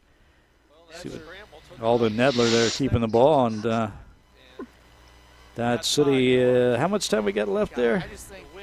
51.3 seconds, less than a minute to go. And Dodge City does have a 75-yard touchdown pass in this game. Not normally their strength this season along the passing game, but they do have a long pass for a touchdown in this game. That was Derby's first league loss in 6 years tonight. Wow. According to the Derby Informer Sports, September 5th, 2014. And also breaks a streak of 29 straight wins. And all 3 of those have went for touchdowns. In the league, 29 straight in the league. Is that correct? Yes. Yes. I believe so. Yeah. Of course, they lost to Mill Valley in the first game of the season. And their games, they've had some close games all year. They're not quite the same Derby powerhouse we've seen the last couple of years. 51 seconds to go. As the Maize Eagles remain undefeated. Let's check in on Dodge City and Goddard Eisenhower as Dodge City tries to pull one out here. Nedler throws it to Matt Freeze, and he can't make the catch. Incomplete. Nedler took a long time. I'm not sure if he couldn't get a grip on the football or what there. Not sure what exactly was going on. You're right. It just almost got sacked. The lineman got pushed right back into him. And Carlos Toronto's lineman had been shoved right back to him. So now 3rd down and 4. Now Dodge City running out of opportunities here as it's down to 3rd down and 4. May just heard Phil Stevenson there. Dodge City 0 for 9 on 3rd down, so they'll try to convert here. Tide, trying to use his speed, goes out to the far side. He's looking for some blocking. He'll get some. The 45, the 50 in the Eisenhower territory. Will stop the clock at 37 seconds. It'll be 1st and 10 Dodge at the Goddard Eisenhower 46. 14 yards on that run, and that's really a good play, and that's the first 3rd down conversion of the football game. Well, he went backwards to go forwards on that run. That was a nice run, and Dodge City crosses midfield. Less than 40 seconds to go in this game. 1st down and 10 for the Red Demons, trailing 37-30. 37 seconds to go. Nedler Goddard back Eisenhower. to pass, pressure coming. Alden is pressured. He's got to throw it, and he does, and it's going to be grounding. Oh, my. Roughing the passer, too? He's got to be roughing the passer. They are going to call both, it looks like. Man. He should. Yeah, he's got his beanbag there and a flag. So. Good grief. Well, that's a interesting situation. We're going to have grounding the football and intentional grounding and roughing the passer. Is that right? And how tired do you think Nedler's going to be in this game? He's playing linebacker, Division I recruit. You don't see Division I linebacker recruits playing quarterback, but due to, of course, personnel this year, he's got to play both. Apparently there was no roughing the passer at all. Just intentional grounding. He got hit extremely late in that. Let's hear what Phil Stevenson has to say. I think he's complaining about this. Lost it down to go with it. Yep. So now 2nd down. Phil's also a referee, by the way. I'm a football referee, so he kind of knows. 2nd and 33. Wow. Nedler again. Back to pass. Pressure coming late. Nedler is going to go down. He's sacked again. Got to throw that one. Matt Freeze down here. I know it's a long throw. Yeah, it's going to bring up 3rd down and long, very long, with about 23 seconds left to go in the game. That's he's going to need a miracle to pull this one out. 3rd down back at the. We'll stay with this one as most of all our games have wrapped up across the state of Kansas. And what a night it's been here on Kansas Football Friday, presented by Sports in Kansas. We've had some terrific matchups. Again, terrific finishes. We hope you enjoyed all the live action we brought. We're wrapping it up with one more big finish out in Dodge City tonight, where Goddard Eisenhower scored with just over a minute left to go in this game to take a 37-30 lead.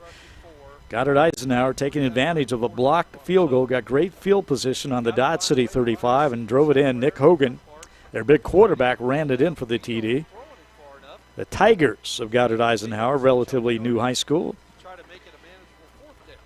They're the Tigers to go along with their crosstown rival, the Goddard High Lions. But I always thought Eisenhower, they should be called the Ikes, don't you, Chet? I always thought. Yeah, that's kind of their nickname out there, and I'd like to see it. It'd be pretty cool. I always thought that was a good nickname, the Ikes. But they have Tigers and Lions out there in Goddard. Dodge City with the timeout here, as it is third down and very long. Hutchinson also getting another big win tonight. They've been a nice surprise this year, Leon. 42-28 over Campus, and there's certainly been some of those teams tonight. Of course, Rossville getting the big win on the War on 24, the outstanding game we saw in Lawrence tonight. So many good games tonight on Football Friday night. Fort Scott also unbeaten this year and 1-8 last year, 5-0 this year. The TMP thing stood out to me tonight as well. So a lot of craziness happening in week number 7. Dodge City coming out of that timeout right there, just threw a pass. Was that complete? That was a ball that was, 15 yards? The ball got caught up in the wind and was wobbling. I guess we had a flag on the play, and they're trying to work this one out. That was third down and very long. I think third down and 35. Pass interference against Goddard Eisenhower. Wow. Big break there for Dodge City. 17.5 seconds, though, left to go in this game. Should move it up to about the 41. Yep. And Dodge City will have the ball at their own 41-yard line. Coach Dave Foster talking to the officials here on the near side. The referee. I'm not sure why. In desperation time for the Red Demons, but they got a break there on the a third and 24. Was not pass interference. Now I'm hearing personal foul. I know in high school you can bump and hit receivers and everything. Maybe one of the longest finishes to a game that we've seen this year. Well, we're gonna work to ride this one out if we ever get back to action. Kyle Burnett, the referee, talking to Dave Foster to the near side. Nothing changed. Now third down. And well, in high school, let's listen in on this one. Down. That's the one thing about it. Different college. Yeah, we had a little. Third and 23. Two receivers left and right. Nether back to pass again. Pressure coming. Nether, he'll throw it over the middle, and it's going to be incomplete.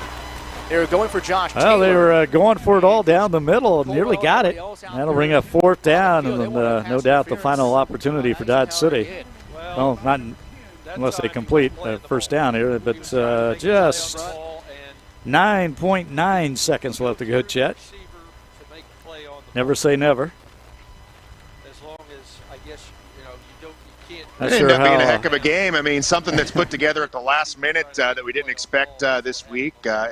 We still got a game. Both these teams could be sitting at home right now. Instead, getting to see an outstanding football game out in Western Kansas tonight. Yeah, Dodge City out of the Western Athletic Conference, and here you go, fourth and forever, and they're going to throw a screen pass, see if they can pick up a first down here. They may run out of time, though, in the meantime, and get it to the 45, and that's going to be your ball game. As Goddard Eisenhower of a late touchdown in the fourth quarter will go on to win this one. Well, I believe it's over. 7.3 seconds says on the clock.